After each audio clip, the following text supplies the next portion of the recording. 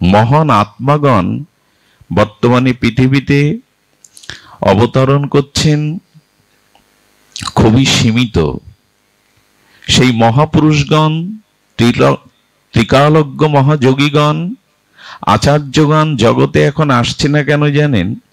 কামনা বাসনার দ্বারা আমাদের এই বাতাসটা এত ভারী হয়ে গেছে, বাসনাময় কামনাময় বাতাসের স্তরে মহাপুরুষরা আসতে চাইছে না। অবতারগণ মহাত্মাগণ না আসার একটি কারণ হলো আমাদের আকাশ বাতাস শশুক বাসনা কামনায় বড় ভারী হয়ে গেছে। এই ভারী স্তরে ওই সব উচ্চ স্তরের মহামানবরা আসতে চাইছে না। শ্রী চরণারবিন্দম আজানুলম্বিত ভুজ কনকাবদাত সংকীর্তনৈক পিতর কমলায়তাক্ষ বিশ্বম্ভর দ্বিজবর যুগধর্মপাল বন্দে জগৎ প্রিয় কর করুণায় অবতার। নমো ত্রিকাল সত্তায় চ জগন্নাথ সুতায় চ সবিত্রায় সপুত্রায় সকলত্রয়তে নমঃ। বরহা পীড়াভিরামং মৃগমদ তিলকং কুণ্ডলাক্রান্তমগণ্ডম কংযক্ষং কম্বকণ্ঠং স্মিত শুভগমুখং সুয়াধরেণস্তবেনম শ্যামং শান্তং ত্রিভঙ্গং রবিকরবসনং ভূষিতং বৈজয়ন্ত বন্দে বৃন্দাবনস্তাং যুবতী শতবৃতং ব্রহ্মগোপাল বেশম। ভলিউমটা একটু বাড়িয়ে দিন। তপ্ত কাঞ্চন গৌরাঙ্গী রাধে বৃন্দাবনেশ্বরী বৃষভানুসুতং দেবী স্ত্বাং নমামি হরিপ্রিয়ে। তুলসী কাননং যত্র যত্র পদ্মবনানি চ পুরাণ পাঠনং যত্র তত্র সন্নাহিত হরি। বাঞ্ছা কল্পতরুভশ্চ কৃপা সিন্ধুভ্য এব চ পতিতানাং পাবনেভ্যো বৈষ্ণবেভ্যো নমো নমঃ। মূকং করোতি বাচালং পঙ্গুং লঙ্ঘায়তি গিরিম যৎকৃপাতমহং বন্দে পরমানন্দ মাধবম। নারায়ণং নমস্কৃত্য নরং চৈব নরোত্তমং দেবীং সরস্বতীং ব্যাসং ততো জয়মুদরায়ত। ওম নমো ভগবতে দুর্গমে পতিমেন্ধস্য স্খলদপাদগতিরিমোহ সকৃপাযষ্টিদানেন সন্ত সন্ত বনম বনম। শ্রী গুরু প্রেমানন্দে গৌর হরি।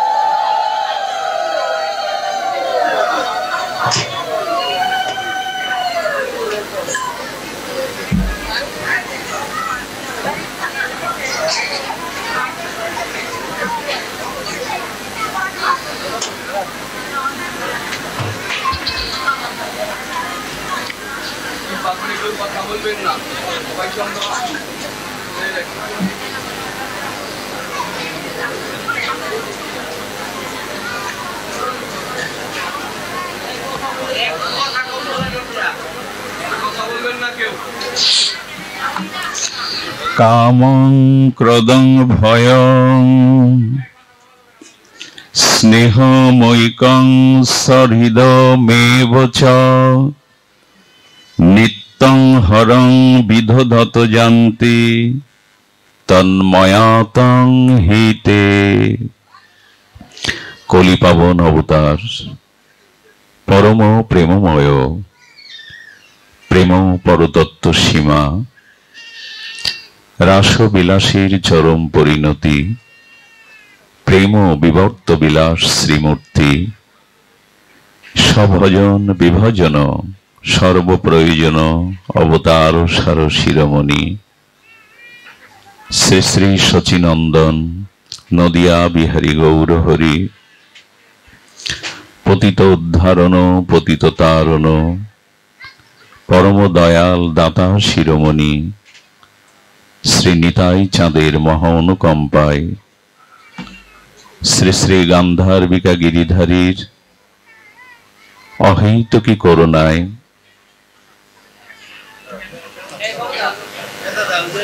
বঙ্গবসুন্ধরার মহা উদ্ধারণ বন্ধু পুরুষের, বন্ধু সুন্দরের স্মৃতি বিজড়িত লীলাস্থলী ফরিদপুরের এই পূর্ণ মাটিতে, পূর্ণ ভূমিতে শোভারামপুরস্থ শ্রীমন্দির অঙ্গনে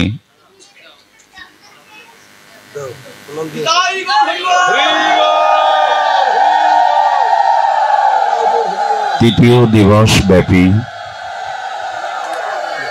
যে ভক্তিযজ্ঞের, হরিকথা যজ্ঞের পরম আয়োজন, সেই পরম ভক্তিযজ্ঞের, সদাকথা যজ্ঞের আজ বিশ্রাম দিবস। আগামীকাল শ্রী ভগবানের অনন্ত মাধুর্যময় লীলা কীর্তন। তো আজ বিশ্রাম দিবসীয় হরিকথায় শুভারম্ভে জীবন ধন, জীবন সর্বস্ব, প্রাতঃস্মরণীয় পরম বন্দনীয় অস্মদীয় শ্রী গুরুপাদ পদ্মে সদ্গুরু ভগবানের পাবন চরণারবিন্দে পরার্ধ কোটি দণ্ডবত প্রণতি।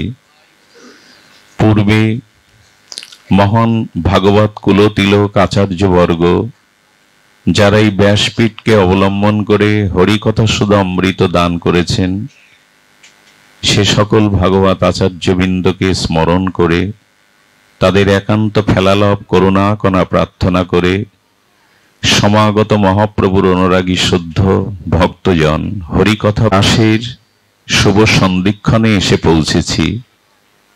আগামীকাল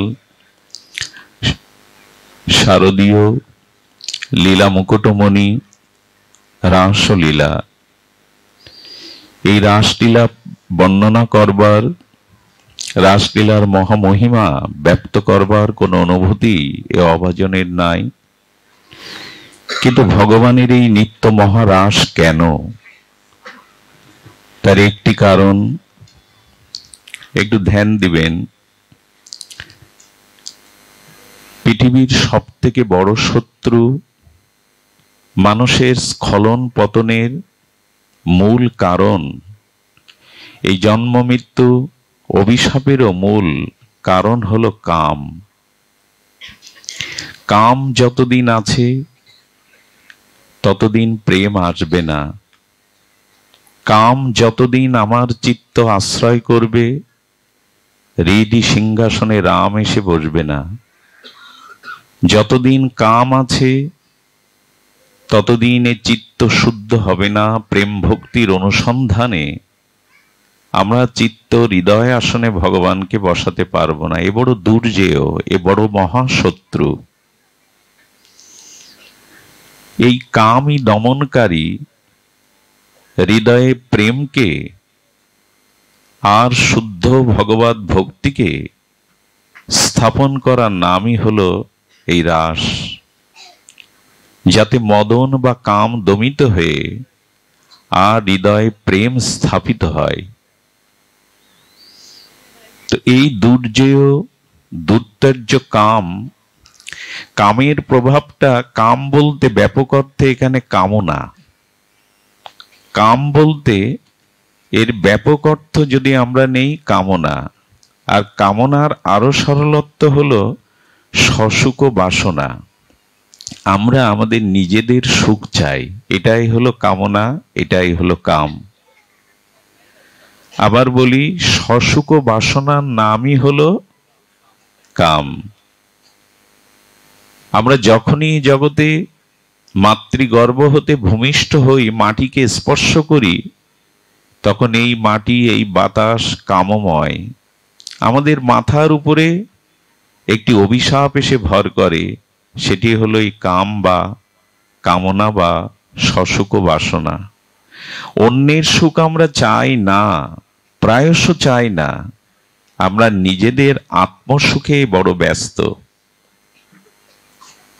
এই জন্য বর্তমান আমাদের বাতাসটা কামের দ্বারা ভারী হয়ে গেছে, জানেন। বর্তমান সময়ে আকাশ বাতাস, এই সমস্ত বাতাবরণ কামনার দ্বারা ভারী হয়ে গেছে। একটা কথা বলে রাখি, মহান পুরুষগণ, মহান আত্মাগণ বর্তমানে পৃথিবীতে অবতরণ করছেন খুবই সীমিত। সেই মহাপুরুষগণ, ত্রিকালজ্ঞ মহাযোগীগণ, আচার্যগণ জগতে এখন আসছে না কেন জানেন? কামনা বাসনার দ্বারা আমাদের এই বাতাসটা এত ভারী হয়ে গেছে, বাসনাময় কামনাময় বাতাসের স্তরে মহাপুরুষরা আসতে চাইছে না। অবতারগণ, মহাত্মাগণ না আসার একটি কারণ হলো আমাদের আকাশ বাতাস সসুখ বাসনা কামনায় বড় ভারী হয়ে গেছে। এই ভারী স্তরে, ওই সব উচ্চ স্তরের মহামানবরা আসতে চাইছে না। এই কাম জয়ের মন্ত্রই হলো রাস। এই দুর্জয় দুর্তেজ্য মহা অভিশাপ থেকে মুক্তির একমাত্র উপায় ভগবানের অপ্রাকৃত প্রেমময় লীলা মুকুটমণি রাসকে আস্বাদন করা। এই রাস শ্রীমান চৈতন্য মহাপ্রভু তার হরিনামের মধ্যে সন্নিবিষ্ট করে গেছেন। বন্ধু সুন্দর শ্রী হরিনাম আশ্রয়কে আর নির অপরাধে উৎকণ্ঠায় শ্রী হরিনাম গ্রহণই হলো এই রাসের মহিমা উপলব্ধি করার একমাত্র উপায়। নাম আশ্রয় ব্যতীত আমরা এইটা উপলব্ধি করতে পারবো না। এই কাম জয়ের সব থেকে বড় মন্ত্র একটি, কাম মানে সসুখ বাসনা। আর এই শ্লোকে বলছেন, কাম ক্রোধ ভয় স্নেহ বা সুহৃদ ঐক্য যে কোনো ভাবেই ভগবানের দিকে ফিরিয়ে দাও। কাম কৃষ্ণ আরাধনে, ক্রোধ ভক্ত দেশী জনে, লোভ সাধু সঙ্গ হরি কথায়। কাম যদি নিজ সুখের বাসনা হয়, নিজের ভোগ্য উপভোগ্য বাসনা হয়, তবে কাম মানে নিজের সুখটাকে তুমি গোবিন্দের সুখের জন্য, রাধারানীর সুখের জন্য, গৌর নিত্যানন্দ সুখের জন্য ঘুরিয়ে দাও। আস্তে বাবা আস্তে। কামনাটাকে তুমি মোড় ঘুরিয়ে দাও, নিজের সসুখ বাসনার স্থানে প্রিয় পরমের সুন্দরের সুখের বাসনার দিকে ঘুরিয়ে দাও। আত্মেন্দ্রিয় প্রীতিবাঞ্ছা যে কাম অভিশাপ, এটা কৃষ্ণেন্দ্রিয় সুখবাঞ্ছায় পর্যবেসিত করো। আস্তে একটু ধ্যান দিন। আত্ম সুখবাঞ্ছা যে কামনা, সেইটা কৃষ্ণেন্দ্রিয় প্রীতিবাঞ্ছাতে পর্যবেশন করো। বলছেন যে ভগবানের প্রতি তোমার কাম ক্রোধ লোভ মোহ যা কিছু, এই জড় ধর্ম দেহ ধর্ম অভিশাপময় সসুখ বাসনা কৃষ্ণ সুখের জন্য দিয়ে দাও না, এটি দিয়ে দাও, মোড় ঘুরিয়ে দাও। দূষিত প্রদূষিত আর কিলবিল করা পোকামাকড়ের যে দূষিত জল, সেই জলটা জাল দাও, অগ্নিতে তাপ দাও। যে জল নর্দমা, যে জল গর্তের মধ্যে, জলাশয়ের মধ্যে প্রদূষিত হয়ে পোকামাকড় হয়ে গেছিল, প্রদূষণ হয়ে গেছিল, ওই জলটাকে অগ্নি দিয়ে তাপ দাও।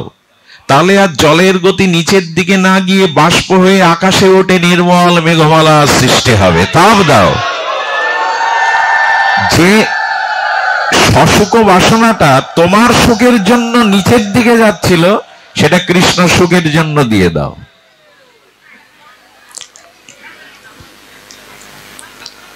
যদি দিতে পারো, তখনই অভিশাপ মুক্তি আসবে। আত্মেন্দ্রিয় প্রীতিবাঞ্ছা সহজে আমরা, আমাদের জগৎটা এখানে নিজের সুখের বাইরে খুব বেশি ভাবতে পারি না আমরা।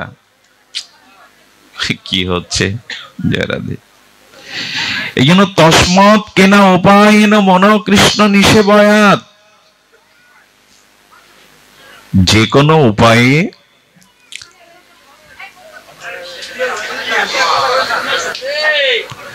যে কোনো উপায়ে তোমার মনটি ভগবানের সুখবাঞ্ছার দিকে ঘুরিয়ে দাও।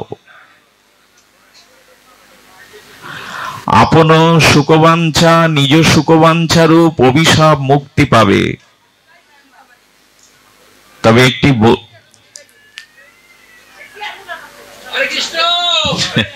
জয় রাধে, একটু বলি, দেখুন, এই কাম জয়ের মহামন্ত্র এবং কাম বিজয়ের মহামন্ত্রটি আপনি আপনার স্বাতন্ত্র কোন সাধনা শক্তিতে জয়ী হতে পারবেন না। আমাদের এই জগৎ, আগেই বলেছে, কামনাময় বাসনাময় জগৎ। এটি ভোগময় পৃথিবী, ভোগ আয়তন। এখানের আয়তন যা দেখছেন সবকিছু ভোগের জন্য উপকরণ সাজানো। সহসা মানুষ এই ভোগ থেকে আর কামনার ভারী বাতাস থেকে মুক্ত হতে পারে না। নিজ শক্তি, নিজ সাধনায় তা সম্ভব নয়। ছোট্ট একটা দৃষ্টান্ত দিলে আমরা এটা অনুভব করতে পারবো। মহাদুর্জয়, শক্তিশালী, মহাপ্রভাবশালী কাম, যাকে আমরা প্রাকৃত মদন বলি। এই মদন বা কাম না,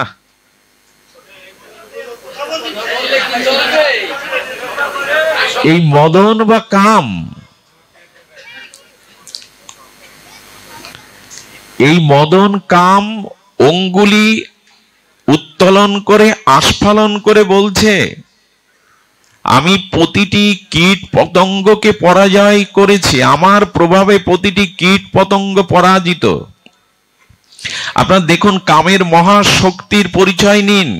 এই কামকে আপনি আপনার সাধনায় জয় করতে পারবেন না। সসুখ বাসনা দূর যে অভিশপ্ত কাম, আপনার সাধনা তপস্যায় জয় হবে না, আপনার স্বতন্ত্র কোনো চেষ্টায় জয় হবে না। এর উপায় শুনুন।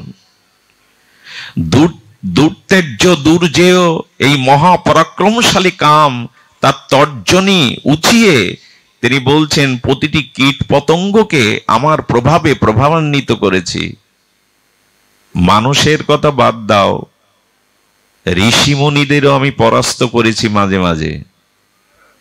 বিশ্বামিত্রের মতো মহা তেজস্বীকেও আমি পথস্খলন করিয়েছি। শুধু কি তাই, দেবরাজ ইন্দ্র, যিনি দেবরাজ, যিনি স্বর্গের অধিপতি, তাকেও পর্যন্ত আমি অহল্লাদ রূপে মোহিত করে তাকে স্খলন করিয়েছি। দেবরাজ ইন্দ্রের পুত্র জয়ন্ত, তিনি মা সীতার দণ্ড কারণে আর ভুবন মোহিনী মা সীতার রূপ দেখে কাক রূপ ধরে কামাক্ত হয়ে তাকে স্পর্শ করেছি। দেবতার পুত্র হয়েও রেহাই দেয়নি। আমি চন্দ্রকে, ইন্দ্রকে, দেবতাদের পরাভূত করেছি। মানুষের কি কথা। এরপরে অঙ্গুলি তুললেন। কীট পতঙ্গ, মনুষ্য, দেবতা, মুনি, ঋষি সবাইকে পরাভূত করে তার আস্ফালন অভিমান আরো বেড়ে গেল। তিনি বললেন, হ্যাঁ, তিনজনের মধ্যে যদি এই তিনজনকে পরাস্ত করতে পারি, আমি হব সর্বেশ্বর, আমি হব শক্তির অধিকর্তা, আমি হব ত্রিলোক বিজয়ী। এই আস্ফলনে যে তিনজনকে উনি বেছে নিয়েছিলেন, ইনি ব্রহ্মা, বিষ্ণু, মহেশ্বরকে, কত বড় দুঃসাহস হলে এদের দিকে আঙুল তোলে। ব্রহ্মার কাছে গেলেন, পঞ্চম স্বরের বাণের দ্বারা জানেন ব্রহ্মাকেও পরাভূত করেছিল এই কাম, যিনি স্রষ্টা, যিনি বেদবক্তা, যিনি আদি গুরু ব্রহ্মা। আচ্ছা, ব্রহ্মার ভিতরে কাম থাকতে পারে? কিন্তু জগৎকে ব্রহ্মাও বোঝাচ্ছেন এই লীলাতে। দুর্ধর্যেয় দুর্জয় মহাবিশপ্ত কামের প্রভাব দেখো, তার শক্তিমত্তার পরিচয় দেখো। কিছু অপরাধ নেবেন না, আমাদের বোঝানোর জন্য ব্রহ্মা এই লীলা করেছিলেন। অপরাধ নেবেন না। প্রজাপতি বেদবক্তা ব্রহ্মা তার নিজ কন্যা সন্ধ্যার পিছনে কামাক্ত হয়ে ছুটেছিলেন। ভয় হয় না এসব কথা শুনলে? এই জন্য ভগবান মনু, আমাদের সনাতন ধর্মের মানব সভ্যতার যিনি সংবিধান রচয়িতা, মনু সংহিতা, সেই মনু সংহিতায় বলা আছে, কোন মায়ের ঘরে তার যুবক ছেলে একত্রে যেন বাস না করে, কোন যুবতী মেয়ের ঘরে যেন তার পিতা একত্রে বাস না করে। সারা পৃথিবীর পেপার, পত্রিকা, মিডিয়াতে দেখবেন এ বড় অভিশপ্ত হয়ে গেছে পৃথিবীতে, যেখানে নিজের কন্যাকেও পিতা ক্ষমা করেনি। কথাগুলো লুড়ো হলেও, ভাগবত পরিমণ্ডলে শোভাবান না হলেও, কামের দুর্ধর্যতা, কামের যে মহাপ্রভাব, সেটাকে বলা হচ্ছে। ব্রহ্মাকেও পরাজিত করে জয়ী হলেন প্রাকৃত মদন, অভিশপ্ত কাম। এরপরে বললেন আর দুজন বাকি আছে, একজন ভগবান শঙ্কর, দেবাদিদেব, মহাযোগেশ্বর, উমাপতি মহাদেব। আচ্ছা, তার প্রতি এরকম দৃষ্টি দেওয়া যায়, কিন্তু প্রাকৃত কামেরও দৃষ্টি গেল এখানে। জটাজুটো উমাপতি ভগবান শঙ্কর, মহাযোগেশ্বর, সর্বদা যিনি সমাধিস্থ হয়ে থাকেন, কৈলাস শিকারে মহাযোগেশ্বর ধ্যানমগ্ন, সেখানেও মদন গিয়ে প্রাকৃত কাম, তিনি গিয়ে তার পঞ্চম স্বরে বাণ নিক্ষেপ করলেন। এখানে যদি জয়ী হতে পারি, আমি এক ধাপ এগিয়ে গেলাম। সর্বশক্তিমত্তায় সর্ব বিশ্ব বিজয়ের, তিলক বিজয়ের আমি অধিকর্তা সর্বেশ্বর, এই অভিমানে বাণ ছুড়লেন ভগবান শঙ্কর, সমাধিমগ্ন মহাযোগেশ্বর। ওখানে কাম কোথায়? ওখানে কামনার প্রভাব কোথায়? সত্যম শিবম সুন্দরম সচ্চিদানন্দ স্বরূপ মহাযোগেশ্বর, উমাপতি ভগবান শঙ্করের ভিতরে কোথায় কাম? যখনই বাণ নিক্ষেপ করলেন, ভগবান শঙ্কর ক্রোধান্বিত হয়ে গেলেন। আমার উপরে তোমার প্রভাব, তবে তোমাকে আমি রাখবই না। ভগবান শঙ্করের মহাসমাধিস্থ সেই ভজনের তাপ প্রভাবে তার আজ্ঞাচক্র হতে অগ্নি প্রভাবিত হয়ে কামকে পুড়িয়েই দিল। কামকে যখন পোড়ালেন, কাম তার বিজয়ের হাসি এসে বললেন, আমি জিতেছি। তোমার মতো মহাযোগেশ্বরকেও আমি ক্রোধান্বিত করতে পেরেছি, কারণ কাম বাধা হলেই ক্রোধের উৎপত্তি হয়। তুমিও পরাভূত। সমাধিমগ্ন মহাযোগেশ্বরের ধ্যান ভঙ্গ করে দিল কাম। এর শক্তিটা, এর দুর্ধর্যতাটা একবার চিন্তা করুন তো। মহাযোগেশ্বর ভগবান শঙ্করকে ক্রোধান্বিত করে দিল। এরপরে বললেন, আমি তোমাকে পুড়িয়ে দিলাম। কাম আস্ফালন করে বলছেন, তার অভিব্যক্তি ব্যক্ত করছেন, আপনি আমার ক্ষতি করতে পারেননি, শক্তি আরো বাড়িয়ে দিয়েছেন, অতনু করে দিয়েছেন। আমার শরীর নাই, কিন্তু আমার প্রভাব সকলে উপলব্ধি করতে পারবে। আমাকে মারতে পারেননি, শেষ করতে পারেননি। কামের কোনো আকার আছে কি? রূপ ধরে আসে কি? অতনু, তার শরীর নাই, কিন্তু তার প্রভাব প্রত্যেকটি প্রাণী, কীট থেকে দেবতার, যোগী ঋষি ব্রহ্মা পর্যন্ত এর প্রভাবে প্রভাবান্বিত। ভগবান শঙ্কর, এক মহাত্মা বলেছেন, পরে বুঝতে পারলেন আমি ভুল করেছি, কামকে পুড়িয়ে আমি তার শক্তি হরণ করতে পারিনি, বরঞ্চ তার শক্তি রয়ে গেছে অদৃশ্যভাবে, অতনুভাবে। আমি ভুল করেছি, কাম জয়, কামকে পোড়ানো নয়। এরপরে উনি বুঝতে পেরে গিরিজার হাত ধরেছিলেন, পার্বতীর হাত ধরেছিলেন। একমাত্র প্রেমই পারে কামকে জয় করতে। এবং সর্বশেষ লক্ষ্যের তীরটি ছিল কার উপরে? অনাদিরাদি সর্বকারণের কারণ অরিন্দম সুন্দর ভগবান শ্রীকৃষ্ণের উপরে দৃষ্টি পড়ল কামের। কতটা দুঃসাহস দেখালে সেই এভাবে লক্ষ্যবস্তুতে রূপান্তর করতে পারে ভগবানকে। উনি এলেন বৃন্দাবনে, শ্রী গোবিন্দের কৌমার্য বাল্যলীলায় তিনি দেখলেন এ তো শিশু, এর উপরে তো কাম বা প্রভাব বিস্তার করা যাবে না, আমি সময় নেই। অপেক্ষা করতে লাগলেন সেই দিনটার জন্য। শ্রী বৃন্দাবনে, মধুময় বৃন্দাবনে, আনন্দময় বৃন্দাবনে, অখিল রসামৃত মরতি রসিকেন্দ্র মৌলি রসিক শেখর শ্রী গোবিন্দ ঐশ্বর্য মাধুর্যের পরাকাষ্ঠায় যেমন নবকিশোর রূপ নিলেন, সেই নবকিশোরের ভুবন মোহন আর রূপ মাধুর্যে বংশী নিলেন অধরে। পীত বরণ, ময়ূরপুচ্ছ ধারণ, আর বৃন্দাবনের বনসভায় যমুনা পুলিনে বংশী বটে। এমনই শারদ পূর্ণিমায় আকাশে পূর্ণিমার চন্দ্র উদিত হলো, আর পবন মন্দ শারদ চন্দ্রের উদ্ভাসিত চন্দ্রালোকে শ্রী গোবিন্দ বংশীধ্বনি করে গোপাঙ্গনাগের গোপীদের আহ্বান করেছিলেন। এই দিন দূরে দাঁড়িয়ে মদন কাম বলেছিল, আজ আমার শেষ পরীক্ষা। রমণী সাথে গোপী সাথে গোপীনাথের এই মিলন রাসে অপেক্ষা করছিলেন, এটাই তো। কিন্তু ঘটে গেল অঘটন। যেটা ঘটল, এই মদন বা কাম ফুলস্বরে যখন পঞ্চম বাণ তার শক্তি প্রয়োগ করতে যাবে, সম্মুখে তাকিয়ে দেখলেন একা অনাদিরাদি ত্রিভঙ্গ মোরারি রসিকেন্দ্র মৌলিক গোবিন্দের বাম পাশে দাঁড়িয়ে আছেন মহাভাবতী মহাপ্রেমময়ী লাদিনীশ্বরী রাধা ঠাকুরানী।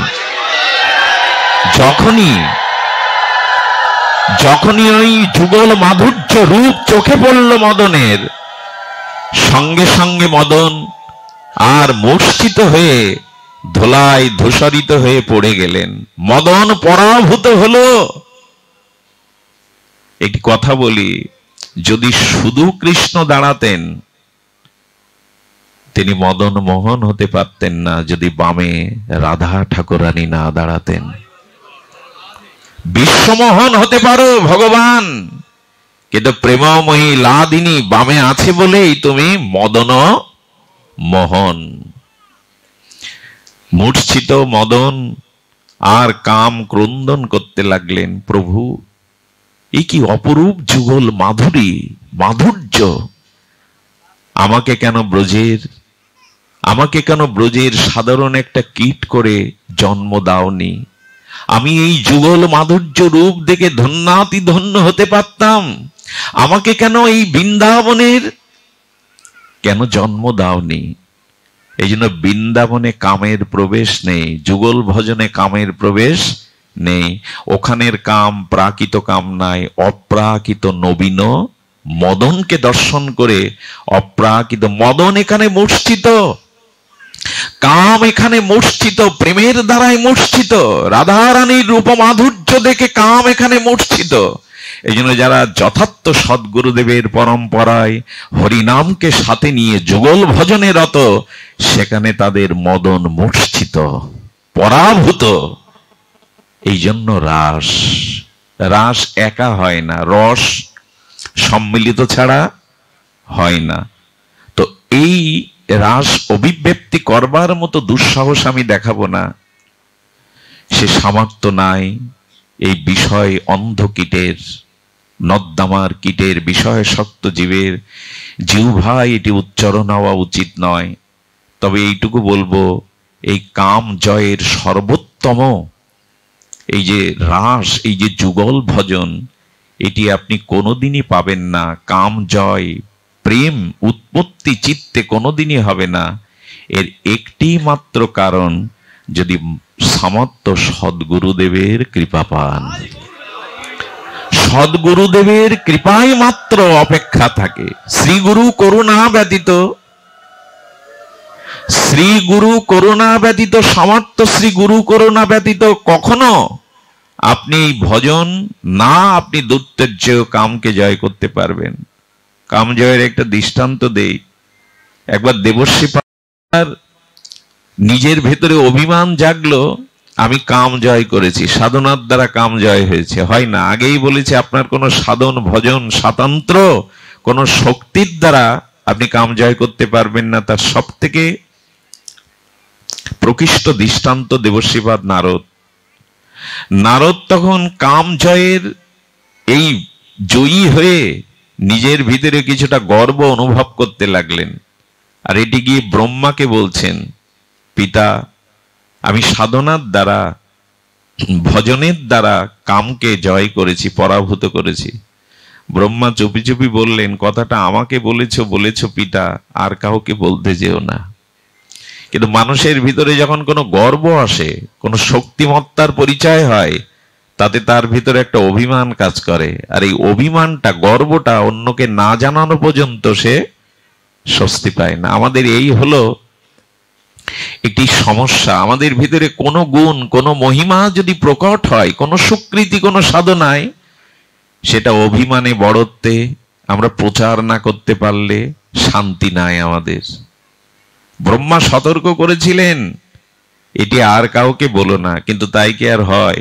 দেবশ্রীপাদ নিজের মহিমা প্রকাশের জন্য কৈলাসে গিয়ে ভগবান শঙ্করকেও কথাটা বলে দিলেন।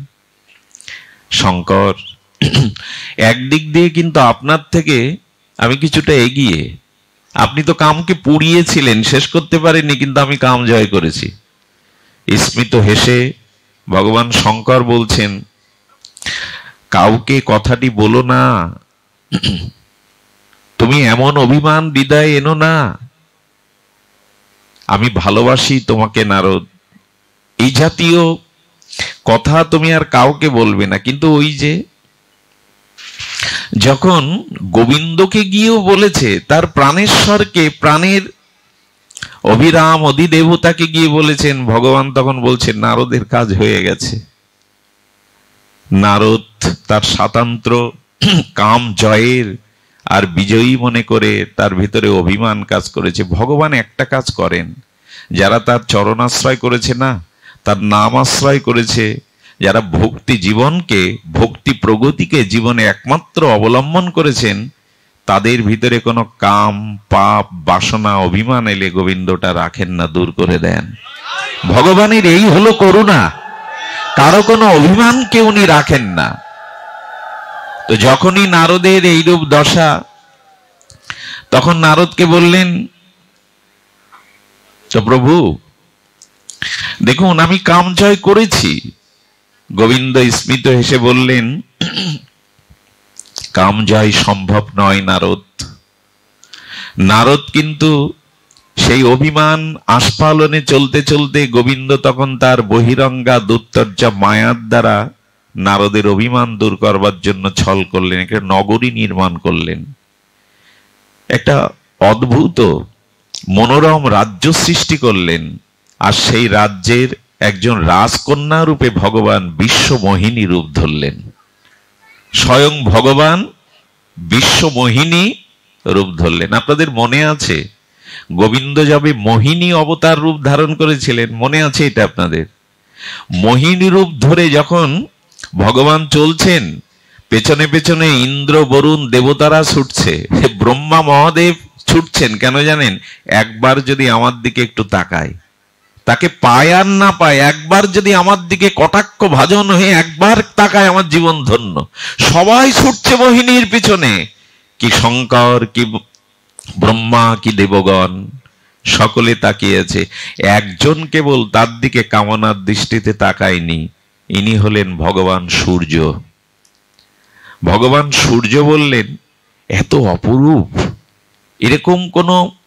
এরকম কোন শুদ্ধ রূপকে যদি আমি কন্যা রূপে পেতাম।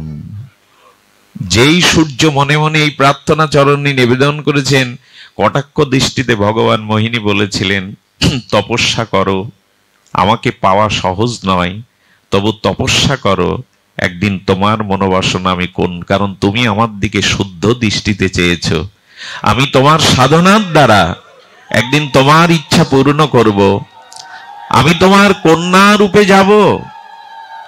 তবে আজকে আমাকে দেখে যাদের কামনার উদ্বেগ হচ্ছে, ভগবানের মোহিনী রূপ দেবে, সবাই মোহিত হয়ে যাচ্ছে, তবে শোনো, তুমি তোমার সাধনা তপস্যার দ্বারা আমার করুণা যখন তোমার উপরে পতিত হবে, আমি তোমার কন্যা রূপে যাব। তবে যে কন্যা রূপে যাব, সেদিন অনন্ত বিশ্বব্রহ্মাণ্ডের কেউ আমার দিকে যদি একবার দৃষ্টি দেয়, তার কাম আসবে না, প্রেমই আসবে। এই সূর্য যুগ যুগান্তর ভগবান ভানু ভাস্কর তপস্যা করতে করতে তিনি করুণা করে রাধারানীর কৃপায় বর্ষণার বিষভানু রাজা হয়ে জন্মেছিলেন। আর এই বিষভানু রাজার কন্যা রূপে শ্রীমতী রাধা ঠাকুরানী এসেছিলেন। রাধারানী এসেছিলেন, রাধারানীর দিকে একবার দৃষ্টি দিলে বলেছিলেন, মোহিনী রূপ দেখে সবাই মোহিত হয়েছে, কিন্তু আমি যখন কন্যা রূপে রাধা স্বরূপে যাব, প্রেম রূপে, আমার দিকে যেই দৃষ্টি দিক তার প্রেম হবেই হবে, কাম আসবে না। রাধা মহিমা বড় বিরল, এত করুণা তার, এত মহাশক্তির অধীশ্বরী তিনি বিষভানু অর্থাৎ ভানু অর্থাৎ সূর্যকে বলেছিলেন, আমি যে কন্যা রূপে যাব তাতে সকলের প্রেম হবে। এখন মোহিনী রূপে সবার ভিতরে কামনা জেগেছে, সেদিন প্রেম জাগবে। এই জন্য রাধা ঠাকুরানী প্রেম মূর্তি। রাধারানী কেমন জানেন? ওদিকে তাকালে আপনার একটা পিপাসা জাগবে। আহা, রাধারানী দিকে যদি কেউ একবার শুদ্ধ সরল ভাবে একটু তার চরণে দৃষ্টি দেন, তার অঙ্গকান্তিতে দৃষ্টি দেন, আপনার ভিতরে পিপাসা জাগবে। সেই পিপাসাটা জগতের কামনার পিপাসা না, কৃষ্ণকে পাওয়ার পিপাসা, ভগবানকে পাওয়ার পিপাসা জাগবে। যদি ঠাকুরানীর দিকে কারো দৃষ্টি যায়, উনি পিপাসার মূর্তি, উনি প্রেমের প্রতিমা। এই জন্য গৌড়ীয় বৈষ্ণবের কাছে রাধারানী এত উপাস্যা কেন, রাধা নাম এত প্রিয় কেন? কারণ ওইখানে মোহিনী আজ বিশ্ব প্রেম রূপ ধরে এসেছেন। তো ভগবান বিশ্ব মোহিনী রূপ ধরলেন, আর ধরার পরে নারদ সেই রাজ্য দিয়ে যেতে যেতে রাজার অভিবন্দনে, আর রাজা অভিবাদন করে যখন নিয়ে গেলেন, বিশ্ব মোহিনীকে এনে বলছেন, দেবশ্রীপাদ, আপনি ওর হাতটা একটু হস্তরেখাটা বিচার করুন। এই যে হস্তরেখা বিচারের জন্য ভগবান যে বিশ্বমোহিনী রূপ ধরেছেন, হস্তটা যেই স্পর্শ করেছে নারদ, এই দেখুন কি প্রভাব। ভগবান বলছেন, তুমি তোমার সাধনায় কাম জয় করতে পারবে না। যেই হস্তটি স্পর্শ করেছে নারদ, ওনার ভিতরে তখন বাসনা জেগে গেছে। যে কাম জয়ের আস্ফলন করছিলেন না, ওনার মনে মনে বললে, এমন একজন কেউ যদি আমি ঘরণী করতে পারতাম। আরে ভগবান বিষ্ণুর লক্ষ্মী আছে, ভগবান শিবের পার্বতী আছে, ব্রহ্মার ব্রহ্মণী আছে, আমার থাকতে দোষ কি? সর্বত্যাগী মহাত্মার ভেতরে জেগে গেল এই বাসনা, আমার থাকলে দোষ কি? দেখুন, কামনার সঞ্চয় করে ভগবান বোঝাচ্ছেন, নারদ, তোমার তপস্যা, তোমার সাধনা, এটা জয় করতে গুরু কৃপা চাই। এটা আমাদের জানা দরকার। আমরা এগোতে পারবো না, একটি পাও প্রেমের পথে আমাদের যাওয়ার ক্ষমতা নেই গুরু বৈষ্ণবের বিশেষ কৃপা ছাড়া। এই দেখুন তার দৃষ্টান্ত, নারদ তখন দেখুন, পার্বতীকেও আমাদের হিমালয় মা মেনকা যখন পার্বতীর হাতটা নারদকে দেখাতে বললেন, তখন পার্বতীকে দেখে প্রণাম করেছিলেন নারদ। মা পার্বতীকে দেখে প্রণাম করেছিলেন, আর এখন বিশ্বমোহিনীদেরকে প্রণাম না, হাত ধরেই হস্তরেখা বিচার করছেন। তো যখন বিচার করছেন তখন বলছেন এর বিবাহ যোগ সম্মুখে, নারদের ভিতরে কামনা জেগে গেছে, এখন ওকেই তো ঘরণী করতে চাইছে, এর বিবাহ যোগ সম্মুখে। তো এর বিবাহ যার সাথে হবে, যার কাছে দিবেন, এর বিবাহ যোগ যার সাথে, তার সাথে বিবাহ হলে এ পরম সুখী হবে, পরম আদরণীয় হবে, জীবন সার্থক হবে। একে যে পাবে, একে যে লাভ করবে, সেও আর পরিপূর্ণতা, চির আয়ু, চির মঙ্গল কল্যাণ লাভ করবে।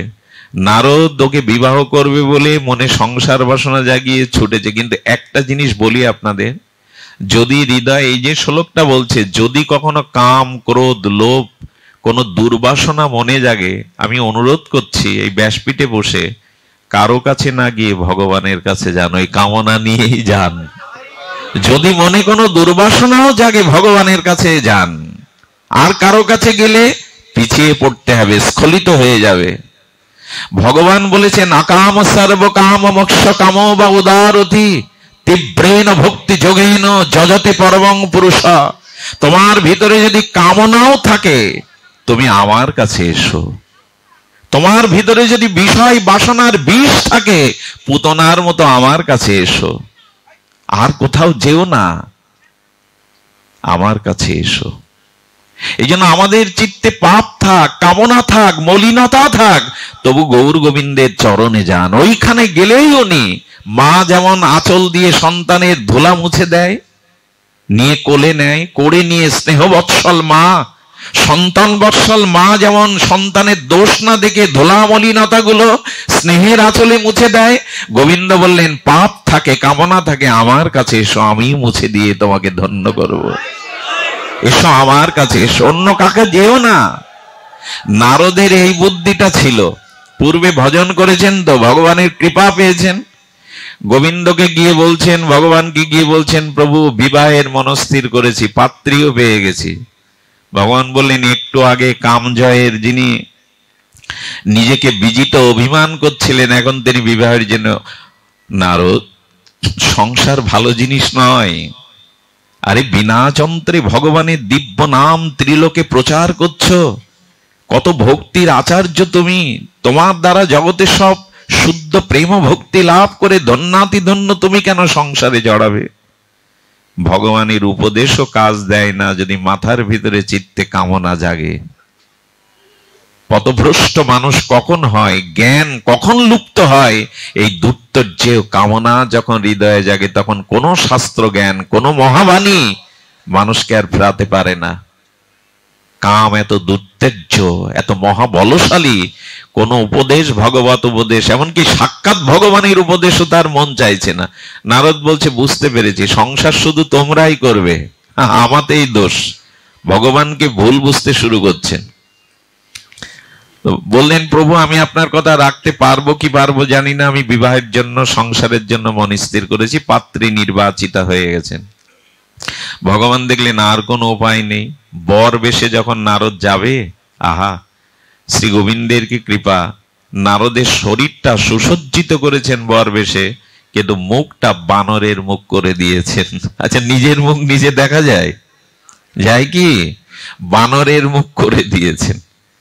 তখনকার দিনে স্বয়ংবরা সভা ছিল, মেয়ে যার গলায় মাল্য দেবে, স্বয়ংবর সভা আহ্বান করা হলো। এটা ভগবানেরই ইচ্ছা, ভগবানই তো বিশ্বমোহিনী রূপ ধরেছেন, মায়ার রাজ্য সৃষ্টি করেছেন। তো সেখানে স্বয়ংবর সবাই ডেকেছেন, কন্যা যার গলায় মালা দেবে। স্বয়ং ভগবান নিজেকে নিজে গ্রহণ করবার জন্য, ভগবানকে কাম মুক্তি দেওয়ার জন্য নিজেও সেখানে বর বেশে উপস্থিত। আচ্ছা, নিজের মুখ নিজে দেখা যায় তো? আপনি অন্যের মুখবদন দেখতে পারেন, আপনার চোখ দিয়ে আপনি আপনার মুখ দেখতে পাবেন না। নারদ বেশ ফিটফাট হয়ে বর বেশে বসেছেন, মালা যদি দেয় আমাকেই দেবে, আমি কম সুন্দর নয় তো? কামনা থাকলে অভিমান আসে, অসৎ জ্ঞান আছে। উনি অভিমান করছেন, এত সব রাজেন্দ্র বর্গ, এত সব সুদর্শন যারা, তাদের থেকে আমি সুন্দর। যখনই মালা নিয়ে বিশ্বমোহিনী আসছে, নারদ আস্ফালন করছে, আমার গলে ছাড়া কার গলে দেবে। সঙ্গে সঙ্গে এসে বিশ্বমোহন শ্রী গোবিন্দের গলেই মালা দিয়ে দিলেন মোহিনী, নিজের গলে। নারদ তখন প্রকম্পিত হয়ে উঠেছে। উনি যখন উঠে দাঁড়িয়েছেন, অন্য রাজেন্দ্রবর্গ যারা এসেছিল বিশ্বমোহিনীর বরমাল্য পেতে, তারা নারদের মুখের দিকে তাকিয়ে সব উপহাসের হাসি আসছে। বলুন তো, আমাকে দেখে এরা উপহাস করছে কেন? আমি নারদ, আরো তো সেজে গুজে এসেছি। হ্যাঁ, একজন তার মধ্যে বলল, মুখটা একটু দেখেছো নিজের মুখটা? শাস্ত্র কি বললো জানেন? এখানে ভেতরে যদি কাম জাগে, তখন আর মানুষ মানুষ থাকে না, পশুতে রূপান্তরিত হয়। ভগবান সংকেত দিচ্ছেন, এই মানুষই পশুত্ব রূপ নাই, ভেতরে যখন দুর্তর্যেয় কাম জেগে ওঠে। আর যারা যাগযজ্ঞ করে নিজের অভিমান প্রকাশের জন্য, ভগবান শিব বর্জিত, শিব মানে কল্যাণ, শিব মানে মঙ্গল, যারা যাগযজ্ঞ ধর্মীয় অনুষ্ঠানগুলো জগতের মঙ্গল, জীবের মঙ্গল, ভগবানের প্রসন্নতার জন্য করে না, মহৎকে অবজ্ঞা করে, শ্রেষ্ঠকে অবজ্ঞা করে, নিজের যশ খ্যাতি মান অভিমান প্রকাশের জন্য করে, এরা ছাগল হয়ে যায়। যেমন দক্ষ শিবহীন যজ্ঞ করে ওনার মাথায় ছাগলের মূর্তি দিয়ে দিলেন। শিবহীন যজ্ঞ যেন না করি, নিজেকে প্রচার করবার জন্য এগুলি নয়, জগতের হিত মানুষের কল্যাণের জন্যই যাগ যজ্ঞ ধর্মীয় অনুষ্ঠান, নিজের প্রচারের জন্য এগুলি নয়। এটা পশু বুদ্ধি। অপরের কল্যাণ চিন্তার নামই যজ্ঞ। অপরের কল্যাণ, জীবের কল্যাণ, মানবের কল্যাণ, পৃথিবীর কল্যাণের উদ্দেশ্যে যা নিবেদিত হয় তাকেই বলে যজ্ঞ। নিজের অভিমান প্রকাশের জন্য মঙ্গলহীন, কল্যাণহীন এগুলি যজ্ঞ নয়। যেটা এখন বেশি হয়, নিজেকে প্রচার করতে পারলেই হলো, এগুলো পশু বুদ্ধি। এই জন্য কাম কামনা যখন ভেতরে আসে, তখনই মানুষ পশুত্বে রূপ নেয়। নারদ যখন প্রকম্পিত হয়ে হয়ে আর ভগবানের কাছে গিয়ে বলছেন, ও আমার পাত্রী, আমার সুখকে তুমি কেড়ে নিলে, তবে ভগবান আজ তোমায় অভিশাপ দেব। যেমন আমার সুখ কেড়ে নেই। দেখুন, কাম বাধাগ্রস্ত এলে কি হয়? ক্রোধ তো অগ্নি, যখনই কোনো কামনা, কাম এস ক্রোধেশ রজতগুণ সমদ ভাব, কাম বাধাগ্রস্ত হলেই ক্রোধ আসবে। কান টানলে যেমন মাথা আসে, নারদও ক্রোধান্বিত হয়ে গেল। নারদ নিজের বানর মুখ দেখে বুঝলেন এটা ভগবানেরই মায়া। তিনি নিজেই গ্রহণ করলেন বিশ্বমোহিনীকে। নারদকে দেখে বললেন, বিশ্বমোহিনী আর কেউ না, আমারই রূপ। নারদ, তোমার কাম জয় করবার জন্য, অভিমান দূর করবার জন্য আমি এই মায়ার প্রভাব লীলা করেছি। সঙ্গে সঙ্গে ক্রোধান্বিত নারদ তখন বলে উঠলেন, আমার স্ত্রী যেমন কেড়ে নিলে, আমি অভিশাপ দিচ্ছি, তুমিও একদা স্ত্রী হারা হবে, আমার মতো তোমাকে কাঁদতে হবে। আর এই অভিশাপটা ত্রেতা যুগে রঘুপতি রামচন্দ্র গ্রহণ করেছিলেন সীতা হারিয়ে। অভিশাপ দাও, তোমার অভিশাপ আমি মাথা পেতে নিচ্ছি, কিন্তু আমার আশ্রিত ভক্তকে আমি কখনো পতন হতে দেব না। দেয়নি। এইখানেই যে ভগবত কৃপা, জগৎগুরু ভগবানের কৃপা। এই জন্য আমাদের কামনা বাসনা জয়ী হবার একমাত্র উপায়, সেই উপায় আর কিছু নয়, শ্রী গুরু কৃপা। আমার মনে পড়ে, এক মহতের শ্রীমুখে শোনার ভাগ্য হয়েছিল। 6 বছর জঙ্গলে তপস্যা করেছিলেন এক তপস্বী। বাল্মীকির মতো উইয়ের ঢিবি না হয়ে গেলেও গায়ে পোকামাকড় উই লেগে গিয়েছিল, হাড়গুলো ছিল। তো উনি ভজন থেকে, সাধনা থেকে উত্থিত হয়ে দাবি করলেন, আমার কাম জয় হয়েছে। শ্রী গুরুদেবের চরণে গিয়ে যখন নিবেদন করলেন, আমি কাম জয় করেছি গুরুদেব, গুরুদেব হেসে বললেন, গুরু কৃপা ব্যতীত নিজের সাধনায় কাম জয় হয় না। মানতে পারলেন না সাধক। এর 2-3 মাস পরে ওনার ভিতরে এই দুর্তর্যে অভিশাপ জেগে গেল। উনি ঘরে দুয়ার দিয়ে উপবাস করেও নিজের এই দুর্বাসনাকে অবদমিত করতে পারেননি, নিয়ন্ত্রণ করতে পারেননি। গিয়েছিলেন এক পতিতালয়ে, কি দুর্দশা দেখুন। আর পতিতা যখন সুসজ্জিতা হয়ে এই রমণী যখন তার সামনে জলের গ্লাস কিছু ফল নিয়ে এসেছে, হঠাৎ করে এই পতিতার মুখবদনের দিকে তাকিয়ে কি দেখলেন জানেন? ওখানে পতিতা দাঁড়িয়ে নেই, শ্রী গুরু মূর্তি দাঁড়িয়ে আছে, শ্রী গুরুদেবের বদন দাঁড়িয়ে আছে। তখনই উনি মূর্ছিত হয়ে পড়ে গেলেন। আর এই মূর্ছিত হয়ে পড়ে যাওয়ার সাথে সাথে তিনি এসে স্বীকার করলেন, শ্রী গুরু কৃপা ব্যতীত, মহৎ কৃপা ব্যতীত এটি জয় হবার নয়। সুধীগণ, আমি আগেই বলেছি এটি বলবার মতো দুঃসাহস আমার নেই, তো এইটুকু শুধু বলবো, শ্রী গুরু কৃপা যদি আমাদের থাকে তবে দুত্তেজ্য কামের চিত্তে প্রেম উদ্ভাসিত হতে পারে। আমাদের বৈদিক সনাতন শাস্ত্রে সব থেকে বেশি করে যা প্রতিভাত করা হয়েছে, সমগ্র নিখিল শাস্ত্রের যা সিদ্ধান্ত হয়েছে, তা গুরু কৃপা, শ্রী গুরু কৃপা। এই গুরু কৃপা ব্যতীত আমরা ভজন পথে, সাধন পথে একটি পাও অগ্রসর হতে পারবো না। ভক্তির যত হর মেহন্তি তদৃষ্টা গুরু যদি, কি বলছেন সনাতন শাস্ত্র দেখুন, মমান্তি তেন সত্যেন দর্শায়িত তে হরি। ভগবান বলছেন শ্রী হরিতে যার ভক্তি আছে, শ্রী গোবিন্দে যার ভক্তি আছে, তার থেকে যদি শ্রী গুরুতে অধিক ভক্তি হয়, তবে সেই সত্যের দ্বারা সে আমাকে লাভ করতে পারে। কথাটি কিন্তু সাধারণ নয়। অপ্রকাট ভগবানের থেকে, প্রকাট গুরুদেবের থেকে যদি আরো নিষ্ঠা ভক্তি বেশি থাকে, সেই ভগবানের কৃপা পায়। প্রকাট গুরুদেব অপ্রকাট ভগবানের থেকে তাকে আরো, কি বলছেন, আরো যদি ভক্তি প্রগাঢ় হয়, তখনই সে কৃপা পেতে পারে। আচ্ছা লক্ষ্য করুন তো, ট্রেনে, বিমানে, যানবাহনে আপনি কোন একটা নির্দিষ্ট স্থানে গেলেন, সেই পৌঁছানোর পরে যে যানবাহনে করে গেলেন তার রুম নাম্বার বা সিট নাম্বার মনে রাখা দরকার আপনার। আপনি তো লক্ষ্যে পৌঁছে গেছেন। তো মানুষ সাধন ভজন করে ভগবানের কাছে পৌঁছায়, এটাই তার অন্তিম লক্ষ্য, শ্রী ভগবানের চরণে। তো সেই ভগবান যখন জগতে অবতীর্ণ হন, লীলা প্রকটে এই মর্তধামে অপ্রপঞ্চ থেকে নেমে আসেন, সেই রাম, সেই শ্রীকৃষ্ণ গৌরাঙ্গ, তারা কেন গুরুকরণ করেন? বোঝা গেল কি? আমি যানবাহনে করে পৌঁছালাম আমার লক্ষ্যে, তো সেখানে গিয়ে কিসে, কোন যানবাহনে পৌঁছালাম, এটা তো মনে রাখার উচিত নয়, না রাখলেও দোষ নাই। তো যে ভগবান স্বয়ং, তিনিও কেন গুরুকরণ করলেন?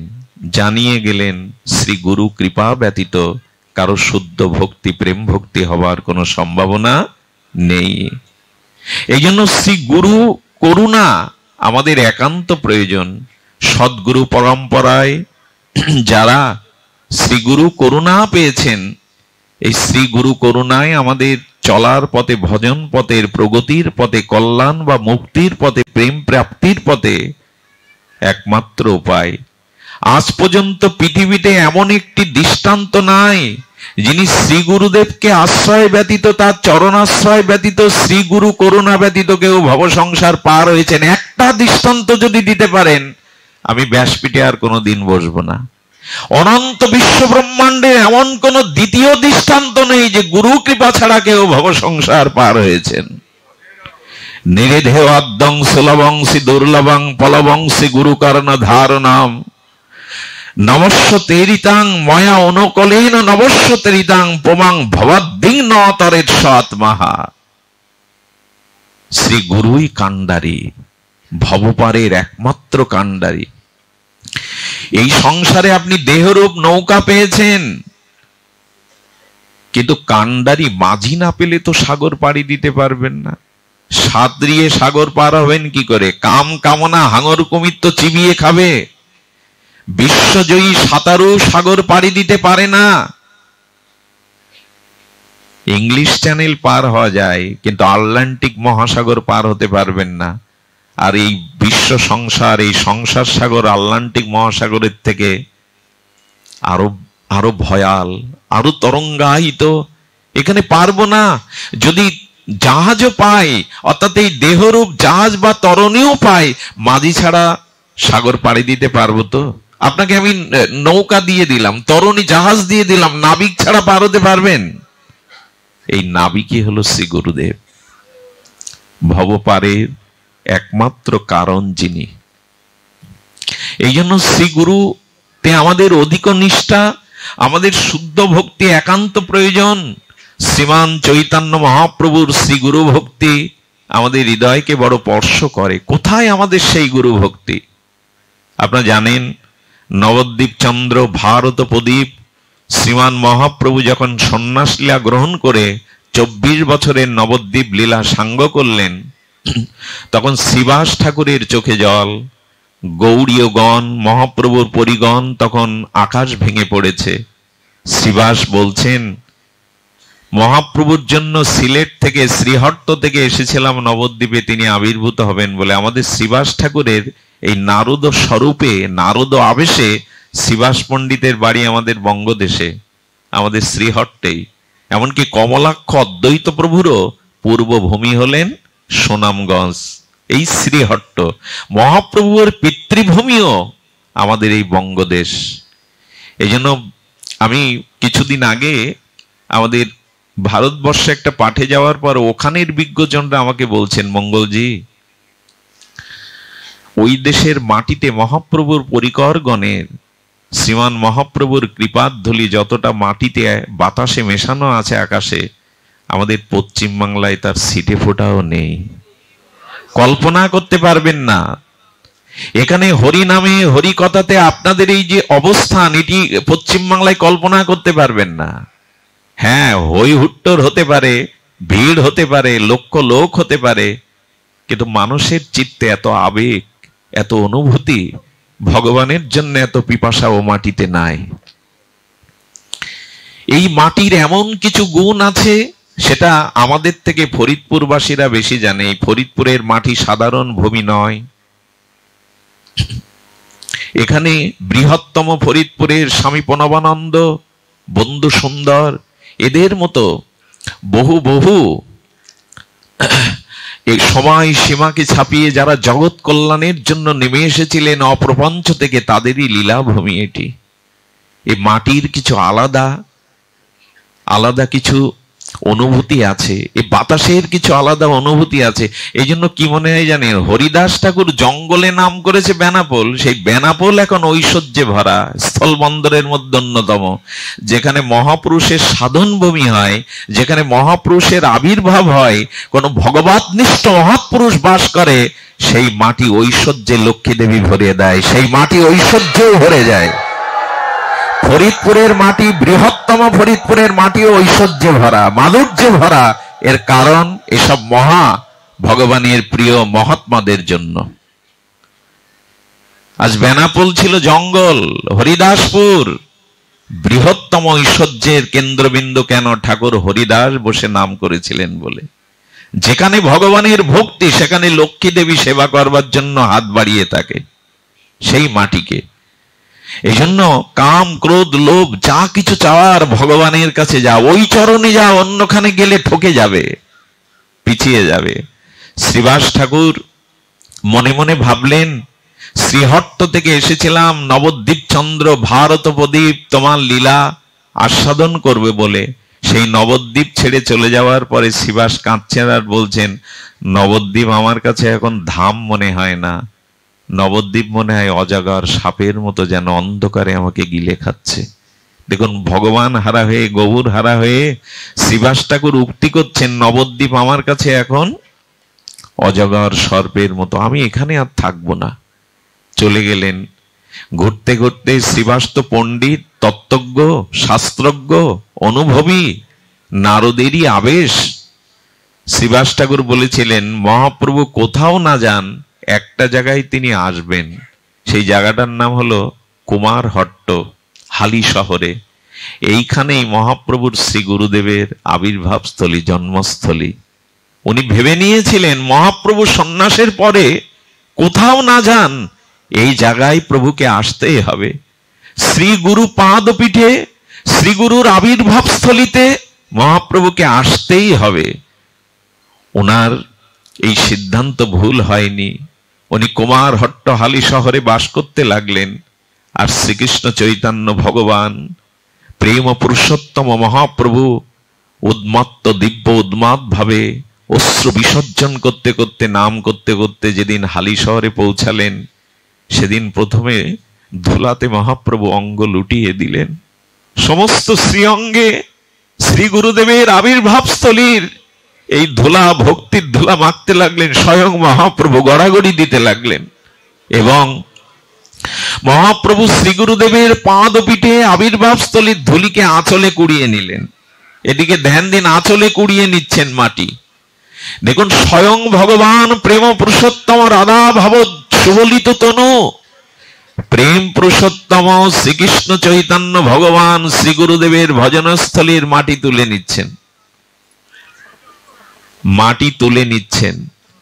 আর এই মাটি তুলে নিতে নিতে মহাপ্রভু যখন আঁচলে বেঁধে নিলেন, শ্রীগুরু চরণাশ্রিত এই ধুলি প্রেমে যখন নিয়ে নিলেন, সব ভক্তরা মহাপ্রভুকে অনুকরণ করে মাটি নিতে নিতে সেটা কি হয়ে গেল জানেন? বিশ্ব বিস্তৃত চৈতন্য ডোবা নামে খ্যাত হয়ে গেল।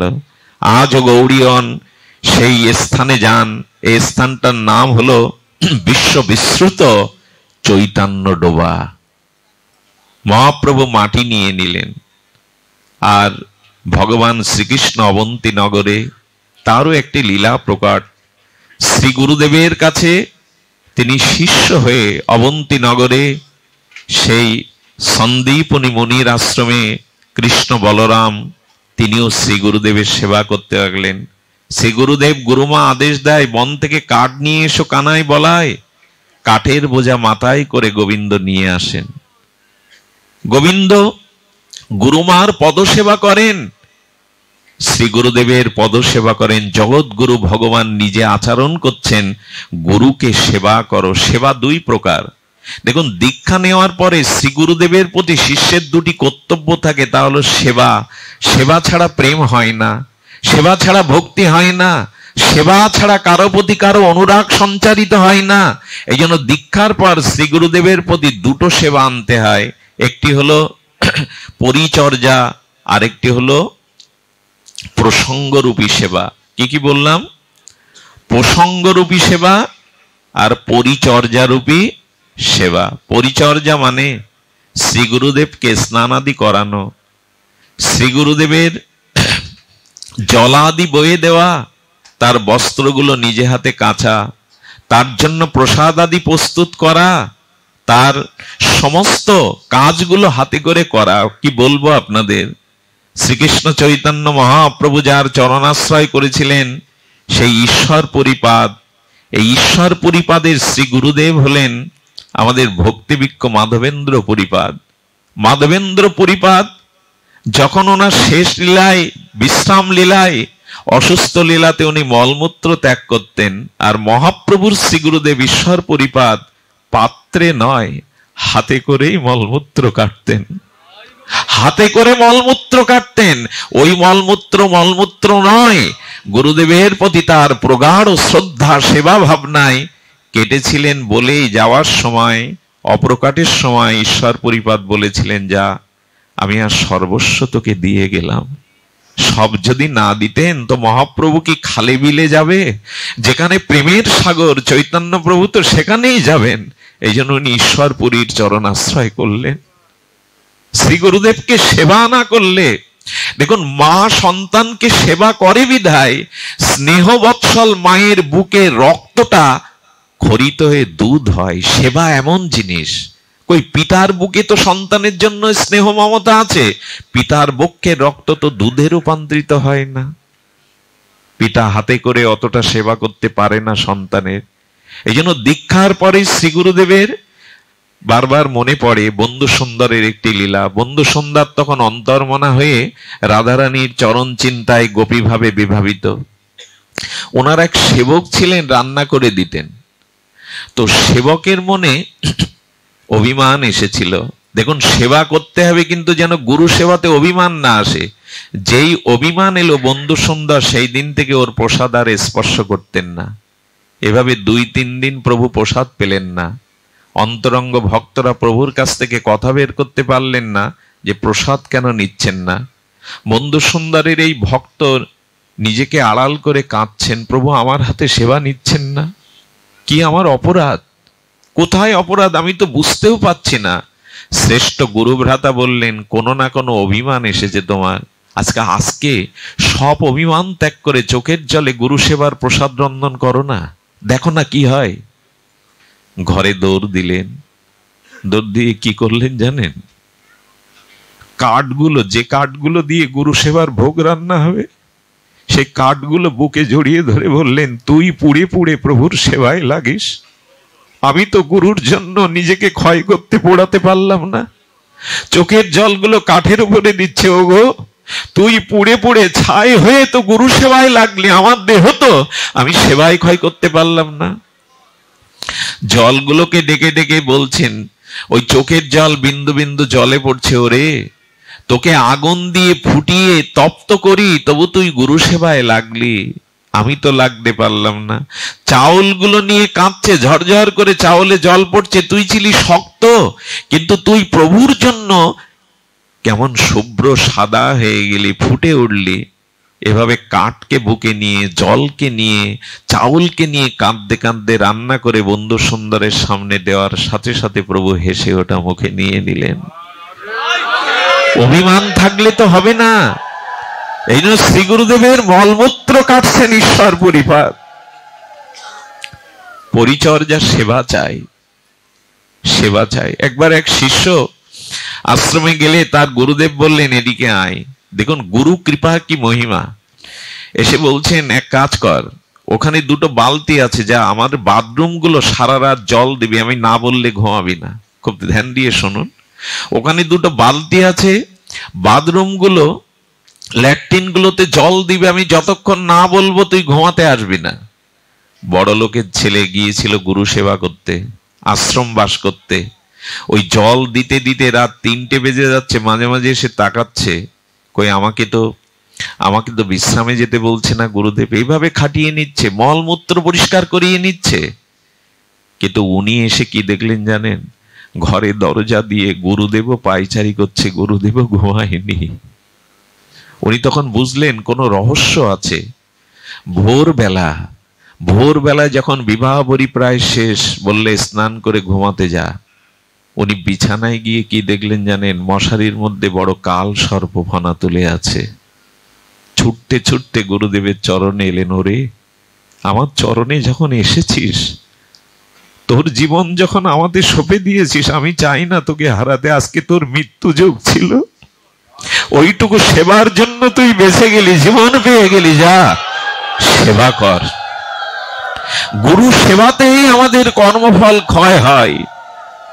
পরিচর্যা রূপী শ্রী গুরু সেবায় আমাদের একমাত্র লক্ষ্য। আজ পর্যন্ত যারা ভক্তি জীবনে কিছুটা প্রেম ভক্তির পথে এগিয়েছে, তার মূল কারণ নিরভিমানে আর শ্রী গুরু সেবা। শ্রী গুরু সেবা ব্যতীত আমাদের বিশ্ববন্দিত পাবন পদরেণু কেশী উপকণ্ঠের সেই মহাত্মা বৈষ্ণব সেবার মূর্তিমন্ত বিগ্রহ ছিল মুরারি মোহন দাস বাবাজি বলেছিলেন। একবার বলেছিলেন, এক শিষ্যকে গুরুদেব বললেন, যা তো আমার জন্য জল নিয়ে আয়। সব শিষ্যরা জঙ্গল থেকে ফিরে এলো। কিরে ফিরে এলি? বলে, বড় পাতকোয়ার মধ্যে, বিশালকায় পাতকোয়া, ওর মধ্যে জল আনবো কি করে গুরুদেব? সেই জলের উপরে, পাতকোয়ার উপরে একটা গাছের শাখা পাতা পড়ে জল দূষিত হয়ে গেছে, খেলেই ব্যাধি হবে। গুরুদেব বললেন, ওই ডালটা কে কেটে দিয়ে আসতে পারিস? মুনি ঋষিরা জপ তপ করে, বনে জল পিপাসা লাগলে ওই জলই তো পাবে। কোন সহৃদয় মহাত্মা হয়তো এই কূপ খনন করেছিলেন সাধুদের পিপাসার কথা ভেবে, যা ডালটা কেটে দেয়। সবাই দা নিয়ে, অস্ত্র নিয়ে ফিরে এসে বলছে, ডালটা কাটলেই কুয়োর মধ্যে পড়ে মরতে হবে। এক সরল শিষ্য দূরে দাঁড়িয়েছিল, গুরুদেব আপনি অনুমতি দিলে আমি যাব, এ জীবনের তো আমার কোনো মূল্য নেই। সরল যুবকটি গুরুকে স্মরণ করতে করতে ডালটা এমন জায়গায় যে ওখানে কাটতে গেলে এ পাশে বসে ডালটাই কাটতে হবে যাতে কুয়োর মধ্যে পড়ে। উনি গুরু স্মরণ করতে করতে আর সেই ডালটা ছেদন করতে করতে ডাল সহ, বড় ডাল সহ যখন নিচে পড়ছেন, তখন শ্রীগুরু শ্রীগুরু শ্রীগুরু বললেন। যখনই বললেন, উচ্চারণ করলেন, সঙ্গে সঙ্গে রঘুপতি রামচন্দ্র হাত ধরে উপরে তুলে নিলেন। হাত ধরে উপরে তুলে নিলেন। সবাই ভাবছে ও আর ফিরবে না, মৃত্যুকেই তো আহ্বান করে নিল। আশ্রমে আসার পরে গুরুদেব বললেন, কিরে ডাল কাটলি, পড়লি, বাজলি? শ্রী গুরুদেব, আপনার চরণ ছাড়া তো আর কোনো আশ্রয় নাই। আমি আপনার নাম স্মরণ করতে করতে দেখলাম রঘুপতি রাজীব লোচন মর্যাদা পুরুষোত্তম রঘুবর আমাকে টেনে ধরলেন।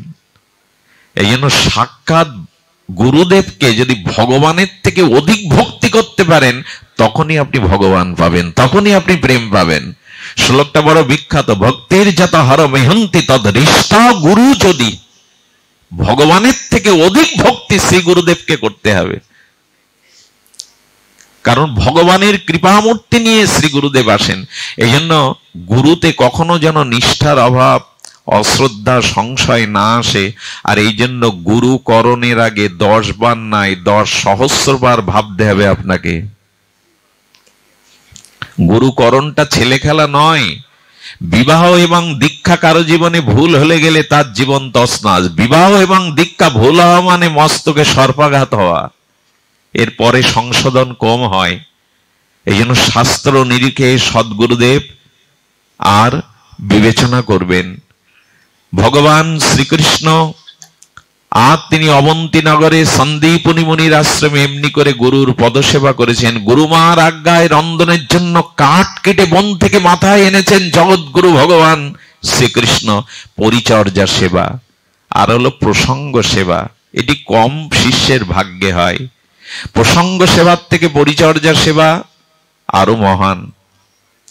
বশিষ্ঠ দেবের চরণ সেবা করতেন রামচন্দ্র, ভরত, ভগবান চতুর্ভাগে বিভাজন হয়ে এসেছিলেন পূর্ণ ব্রহ্ম শাশ্বত সনাতন ভগবান, তিনিও বশিষ্ঠ দেবের চরণ সেবা করেছেন।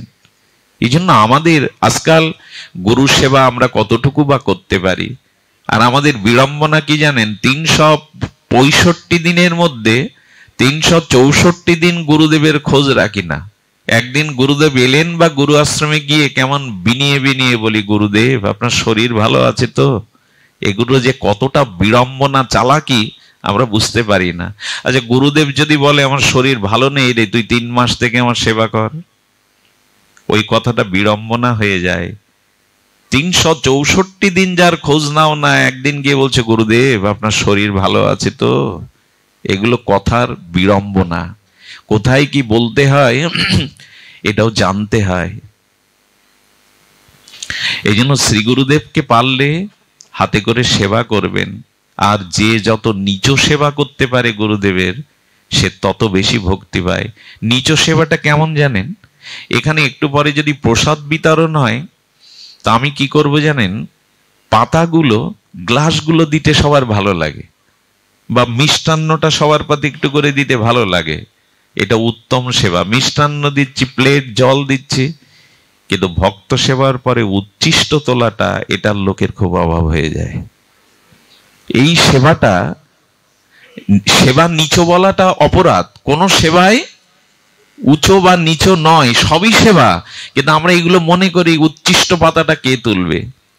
জগৎগুরু ভগবান দেখিয়ে গেলেন রাজস্ব যজ্ঞে, যুধিষ্ঠির যজ্ঞের দায়িত্ব বন্টন হয়ে গেছে, আমাকে একটা দায়িত্ব দাও। যুধিষ্ঠির মহারাজ হাত জোড়ে বললেন, আপনিই তো যজ্ঞেশ্বর, আপনি যজ্ঞেশ্বর, আপনি কি দায়িত্ব নেবেন? বলেন, তোমার এই যজ্ঞে এখনো 2টো দায়িত্ব কাউকে তুমি দাওনি। মহারাজ আমাকে এই দায়িত্ব 2টি দাও। সবার জানা কথা, তবু একটু স্মরণ করিয়ে দেই। শ্রী গোবিন্দ দায়িত্ব নিয়েছিলেন ভক্তদের পদস্খলনের, পাটা ধোয়ানোর দায়িত্ব। আমরা পারবো তো? আর নিয়েছিলেন কোনটা জানেন? ভক্তদের উচ্ছিষ্ট পাতাটা পরিষ্কারের দায়িত্ব। আমাকে এই দায়িত্ব দাও। এই জন্য যে যত দেখবেন মহাত্মা আসলে, গুরুদেব আসলে সব ছাতা ধরে, কেউ তার হাত ধরে নিয়ে যায়, সবাই তো এটা করে। কিন্তু গুরুদেব যে পাদুকাটা ফেলে এসছে, ওইটা পাওয়ার লোক হয় না। এই জন্য যে যত এই সেবাগুলো করতে। গুরুদেবের আশ্রমে অনুষ্ঠান হচ্ছে, বাথরুমগুলো অপরিষ্কার, ওইখানে গিয়ে গামছা পরে না ওটা ড্রেনটা পরিষ্কার করে দিন যাতে জলগুলো সরে যেতে পারে। গুরুদেব সামনে যারা আছে হই হুল্লোড় করছে ওদের দেখে না, এদের দিকে দৃষ্টি দেয় যারা যত নিচু সেবাগুলো করতে পারে। এই জন্য সেবাটা লোক দেখানো যেন না হয়, আমি শ্রী গুরুদেবের পরম ভক্ত, খুব সেবা করি গুরুদেবের, এরকম নয়। বৃন্দাবনে এক মহাত্মার কথা জানা আছে, গুরুদেব স্নান করে যে পথ দিয়ে হেঁটে যেতেন, এসব কথা বলতে নাই, খুব গুপ্ত কথা, তবু বলি, আপনারা অনুরাগী জন। শ্রী গুরুদেবের চরণের চিহ্নটা জল যেখানে পড়ে থাকতো ওটা জিহ্বা দিয়ে চেটে চেটে নিতেন। আপনাদের মনে আছে? মনে থাকার কথা বিশ্বজয়ী যুগাচার্য স্বামী বিবেকানন্দের কথা। শ্রী বিবেকানন্দ এই ভারত সূর্য যুগনায়ক, ইনি কি করেছিলেন জানেন? তার শ্রী গুরুদেবের কণ্ঠে, পরমহংসের কণ্ঠে ক্ষত রোগ হয়েছিল, ক্যান্সার হয়েছিল, মানে এটা নিয়েছিলেন ঠাকুর। রোগ তো সরে না, রোগ সরে, রোগ সারে না, কারো রোগ তিনি নিয়েছিলেন। শিষ্যরা যখন তার চরণে দিয়ে বলে, আজ হতে জন্ম জন্মান্তরে সব তোমার চরণে সমর্পণ করলাম, গুরুদেব তা গ্রহণ করে। এই জন্য গুরুদেবকে ওরকম বলতে নেই আমার রোগ নিন, আমার শোক নিন, বরঞ্চ এমনই বলতে হয়, আমার যদি কিছু পরমায়ু থাকে ভগবান শ্রী গুরুদেবকে দাও। তাকে তার কাছে শুধু রোগ শোক জানাবো, নিজের অভিশাপগুলো দিয়ে আসবো কর্মফল। ঠাকুরের গলায় তখন ক্ষত, কতটি আমাকে খুব দুর্বল করে দেয়। গুরু ভক্তির খুব উজ্জ্বল একটি দৃষ্টান্ত। নরেন দত্ত তখন ল কলেজের ছাত্র, তিনি সত্যকে ছাড়া, পরীক্ষিত ছাড়া, জ্ঞানকে ছাড়া আবেগ বিশ্বাস করেন না। এই যুগাচার্য ভাবিকালের বিশ্বজয়ী বিবেকানন্দ, উনি দেখছেন গুরুদেব জলও খেতে পাচ্ছেন না, যন্ত্রণা, পাহারা দিতেন এক এক শিষ্য, জল যখন পেতে পাচ্ছেন না, স্বামীজি তখন নিচে পায়চারি করছেন, আর মনের সেই হোমাগ্নির মতো জ্বলছে জল। গুরুদেব জল পেতে পাচ্ছেন না, মায়ের সাথে তিনি কথা বলেন, মাকে তিনি প্রসাদ পাওয়ান, কিছু পাওয়ার জন্য একদিন বলেছিলেন সব যাকে দিয়েছি তার কাছ থেকে চাইলে ছোট হয়ে যাব না, লজ্জা করবে না, সবই তো তাকে দিয়েছি, ওগুলো চাইবি না। একদিন গুরুদেব কি করেছেন, ওই কাশ উঠছে, কি বলবো আপনাদের, গুরুদেবের সেই কাশ, রক্তাক্ত কাশগুলো যখন একটা পাত্রে ফেলছে, নরেন দত্ত সেই পাত্রটা আড়ালে এনে প্রসাদই মনে করে সেই কাশ খেয়েছিলেন তিনি। এগুলো ভাবতে পারবো? সে সাধারণ ছিল না, সে যুক্তি ছাড়া কোনো কিছু, সত্য ছাড়া, পরীক্ষিত ছাড়া, প্র্যাকটিক্যাল ছাড়া কোনো কিছুই মানত না। ইনি শেষ পর্যন্ত এটি গ্রহণ করেছিলেন। তার ফল কি হয়েছিল জানেন? ঠাকুর যাওয়ার সময় তার শ্রী চরণে স্পর্শ করে বলেছিল, নরেন, আমার যা কিছু আজ তোকে দিয়ে আমি ফতুর হলাম, আমার যা কিছু আজ সব তোকে দিয়ে আমি ফতুর হলাম। এই জন্য শ্রী গুরুকে মনুষ্য জ্ঞান করলেই কিন্তু সংশয় বিনাশ হয়ে যাবে। গুরুতে মনুষ্য জ্ঞান কখনো করবেন না। বন্দে মই সাবধান মতে, এইখানেই সাবধানতা। গুরুদেব মানুষের আকার ধরে আমাদের মতো করে এসেছেন, কিন্তু তিনি মনুষ্য নন। গুরুতে মনুষ্য জ্ঞান করা যাবে না। এই নরেন দত্তই ঠাকুরের এই কৃপা পেয়ে বিশ্ব জয় করেছিলেন। আর তার গুরুদেব তার প্রতিদান কি দিয়েছিলেন জানেন? আমেরিকায় চিকাগোতে যখন বিশ্ব জয় করছেন, পথ পথ করে উঠছে গৌরিকধারী এই মহান সন্ন্যাসীর দার্শনিক তত্ত্ব, বিশ্বকে সমন্বয়ের তত্ত্ব যখন উনি প্রচার করছেন, তখন ওনাকে মেরে ফেলার জন্য একটা চা চক্রের আয়োজন করা হলো, চাতে বিষ দেয়া হলো। স্বামী যখন চাটা মুখে দিতে যাবেন, একটা কালো বিড়াল এসে ফেলে দিল, কাপটা ভেঙে গেল, এবং সেই বিষ মেশানো চাটা খেয়ে বিড়ালটা ওখানেই নিজে মরে প্রমাণ করে গেল স্বামীজি এতে বিষ ছিল। ঘরে দৌড় দিয়ে কাঁদছেন, এটা হয় কি করে? গুরুদেব বললেন, নরেন, আজও তোকে বাঁচানোর জন্য আমাকে এই রূপে যেতে হয়, এমনি করে তোকে রক্ষা করতে হয়। শ্রী গুরুদেবই রক্ষা করেন। আমাদের হাত ধরে চলবার মতো আর কোনো বান্ধব নাই। গুরু ছাড়া কোনো বন্ধুই জগতে নাই, সবাই পিছিয়ে টেনে নেয়। শ্রী গুরুদেবই এই অন্ধকার, এই ভোগময় কামময় পথে হাত ধরে নিয়ে চলেন।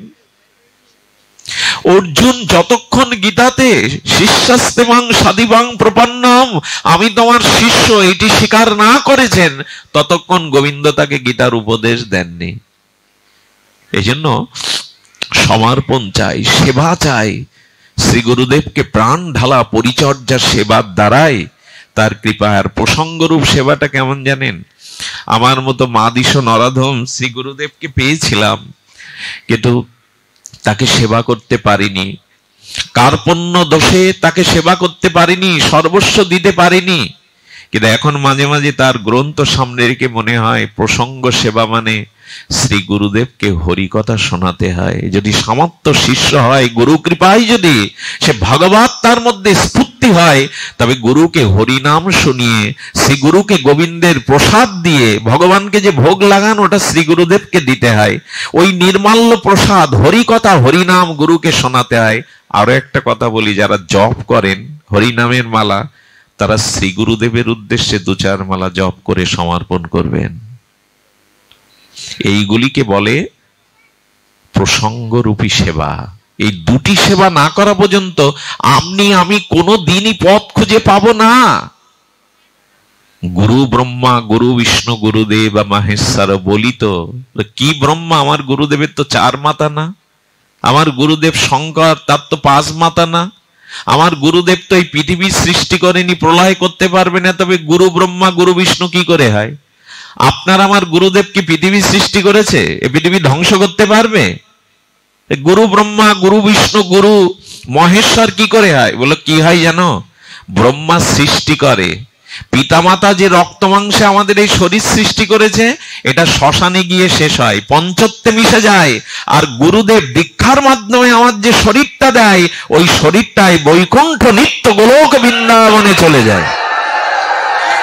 গুরুদেব আমাকে জন্ম দেন, কথাটি বড় মার্মিক কথা, হারিয়ে যেন না বসি আমরা।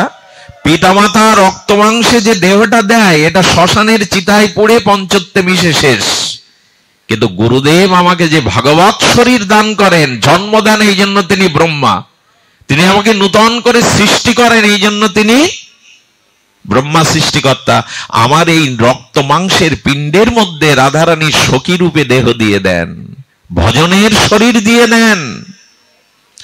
ওই শরীরটা কিন্তু শ্মশানে চিতায় পুড়ে নষ্ট, ওইটাই নিত্যধামে চলে যায়, সাক্ষাৎ সেবায় চলে যায়। এই জন্য গুরু ব্রহ্মা গুরু বিষ্ণু মানে গুরুদেব হাত ধরে পতনের থেকে, পাপের থেকে, অপরাধের হাত থেকে আমাকে সুরক্ষা দেন। এই জন্য কারো ভিতরে কাম এলে, ক্রোধ এলে, যদি কখনো বিপরীতগামী চিন্তা আসে, শ্রী গুরুকে স্মরণ করবেন। দুগ্ধ উড়লে উল্টে 2-1 ফোঁটা জল দিলে কি হয় গো মা? উচ্ছলিত দুগ্ধ 2-1 ফোঁটা জলের ছিটে দিলে কি হয়? তার উচ্ছ্বসিত তরঙ্গ থেমে যায়। তেমনি শ্রী গুরুকে স্মরণ করলে মানুষের চিত্তবৃত্তি শুদ্ধতা আসে, নির্মলতা আসে। এটা সদ্গুরুদেবের চরণাশ্রিত শিষ্যদের মধ্যে এগুলি প্রকট হয়। শুধু ভক্তগণ, এই জন্য গুরু বিষ্ণু, কারণ তিনি প্রতিপালন করেন, তিনি সুরক্ষিত করেন আমাদের, তিনি সর্বদা আমাকে রক্ষা করেন পাপের হাত থেকে, স্খলনের হাত থেকে, পতনের হাত থেকে, এই ভব সংসার জন্ম মৃত্যুর হাত থেকে যিনি রক্ষা করেন, আমার স্বরূপ ফিরিয়ে দেন, এই তো বিষ্ণুর কাজ। আর মহেশ্বর কি করেন? মঙ্গলও করেন, ধ্বংসও করেন। ধ্বংস করেন আমার অনাদিকালের পাপ।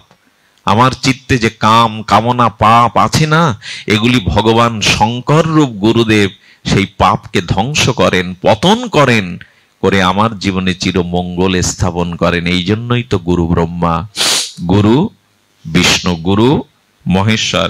আচ্ছা, এর পরের শব্দটা দেখুন তো, গুরু রেব পরম ব্রহ্ম।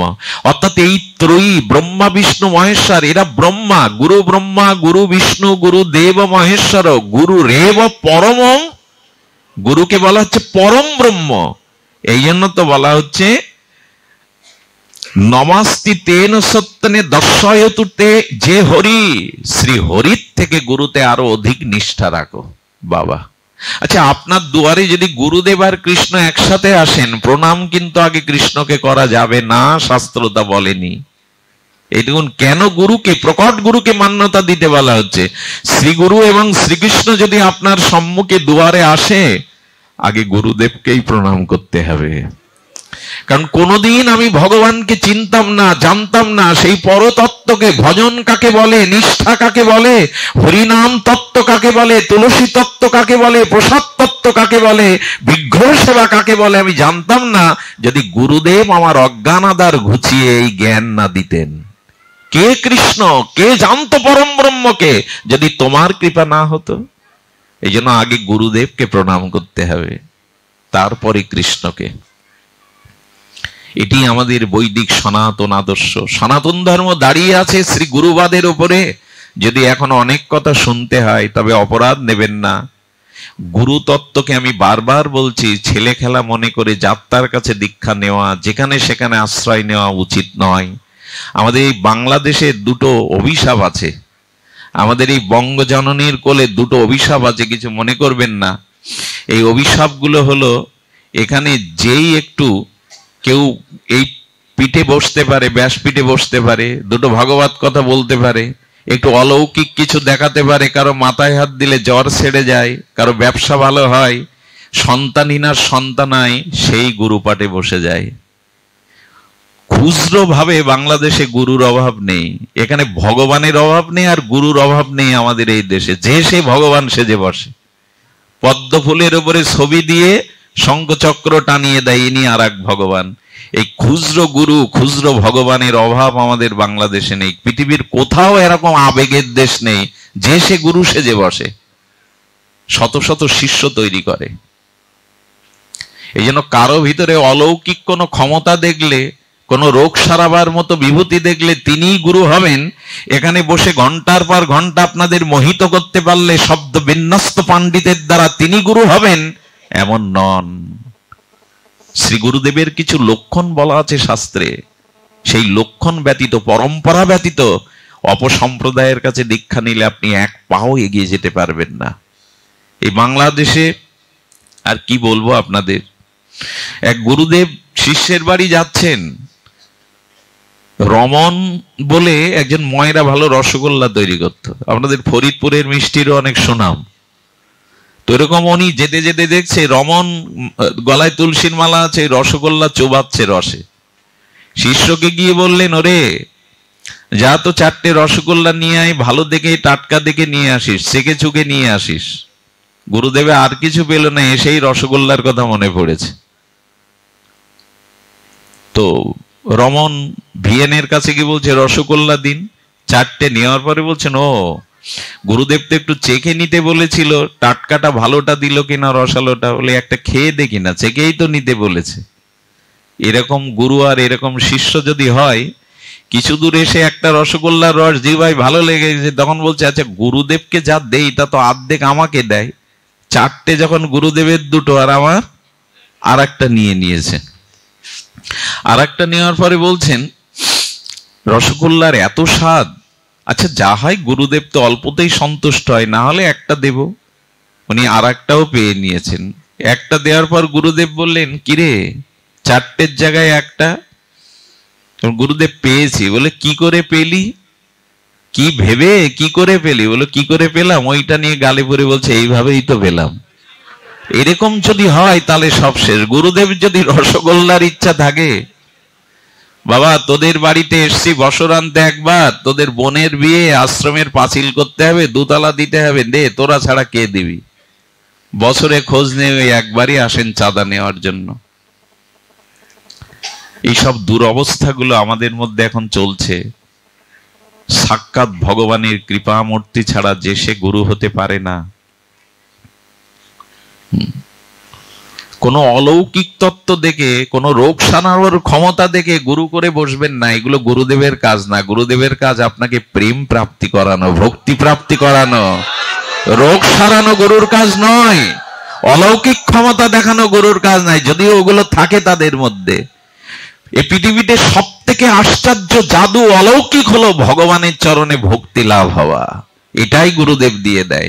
সংসার দাবানল লীল লোকত্রাণায় কারুণ্য ঘন ঘনাত্তম প্রাপ্তস্য কল্যাণ গুণানুবর্ষ বন্দে গুরু শ্রীচরণারবিন্দম। এই সংসার দাবানল হতে যিনি আমাকে ত্রাণ করতে পারেন, যিনি শ্রী ভগবানের কারুণ্য ঘন করুণা ঘন শ্রীমূর্তি নিয়ে জগতে আসেন, ইনি গুরুদেব। যে সে গুরু হতে পারে না। ভগবানের করুণাটা যখন ঘনীভূত হয়ে কারুণ্যমূর্তি নিয়ে জগতে আসেন, তিনি শ্রীগুরু।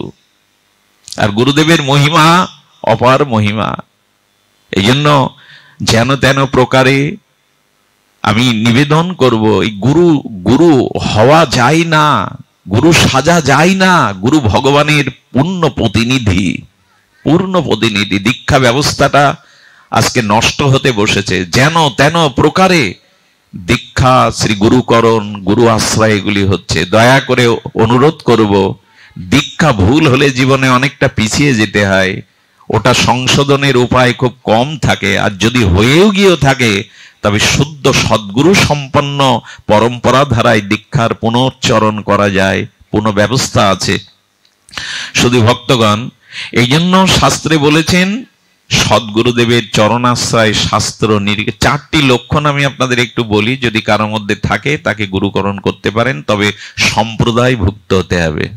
চতুর্সম্প্রদায়ের কথা আপনারা জানেন, এটা আলাদা গুরুতত্ত্ব যদি কখনো আলোচনা হয় তখনই আমরা আনবো। তো পরম্পরা ধারাটা একটু ভাঙা দরকার। আমি যদি রামকৃষ্ণ মিশনে দীক্ষা নিতে চাই, তাহলে পরমহংস শ্রী শ্রী ঠাকুর রামকৃষ্ণের যে 12 জন শিষ্য তিনি হাতে করে তাদের গৌরিক বেশ দিয়েছিলেন, আমার গুরুদেবের সাথে যিনি আমার দীক্ষা দিচ্ছেন ওই 12 জনের সংযোগ থাকতে হবে, ওদের মধ্যে একজনের সংযোগ থাকতে হবে। আমি যদি প্রণব মঠে দীক্ষা নিতে চাই ভারত সেবাশ্রমে, তাহলে স্বামী প্রণবানন্দের পরম্পরা ধারায় আমাকে যে দীক্ষা দিচ্ছেন তার সাথে স্বামী প্রণবানন্দের যোগসূত্র আছে কিনা। আচ্ছা, এই পাওয়ার হাউস থেকে যদি কোথাও মাঝখানে বিদ্যুৎ লাইন বিচ্ছিন্ন হয়ে যায়, বাল্ব জ্বলবে তো? বিদ্যুৎ এখানে আসবে? ওই ক্ষমতাটা থাকতে হবে। তেমনি আমাদেরও যে নিত্যানন্দ পরিবার, সে অদ্বৈত পরিবার, আমাদেরও দলিল থাকা চাই যে আমার শ্রী গুরুদেবের সাথে নিত্যানন্দ প্রভুর পরিকরের সংযোগ আছে কিনা, অদ্বৈত প্রভুর সংযোগ আছে কিনা। এটাই বলে পরম্পরা। এই যে বিদ্যুতের তারটা আছে মাঝখানে, ছেদ হয়ে গেলে আলো জ্বলবে না, জ্যোতি প্রকাশ হবে না। তাই পরম্পরাটা দেখে চতুর্সম্প্রদায়ের শুদ্ধ পরম্পরায় যে যেখান থেকেই নেবেন, এই পরম্পরাটা অবশ্যই লক্ষ্য। পরম্পরাবিহীন দীক্ষা নিষ্ফল, এ ফলবতী হবে না। এই জন্য সদ্গুরুদেবের চরণাশ্রয় করে যদি চলতে পারি, তবেই রাসে প্রবেশের অধিকার, তবেই কাম জয়ের অধিকার, তবেই প্রগতি ভক্তির পথে অধিকার, তবেই যুগল সেবার অধিকার।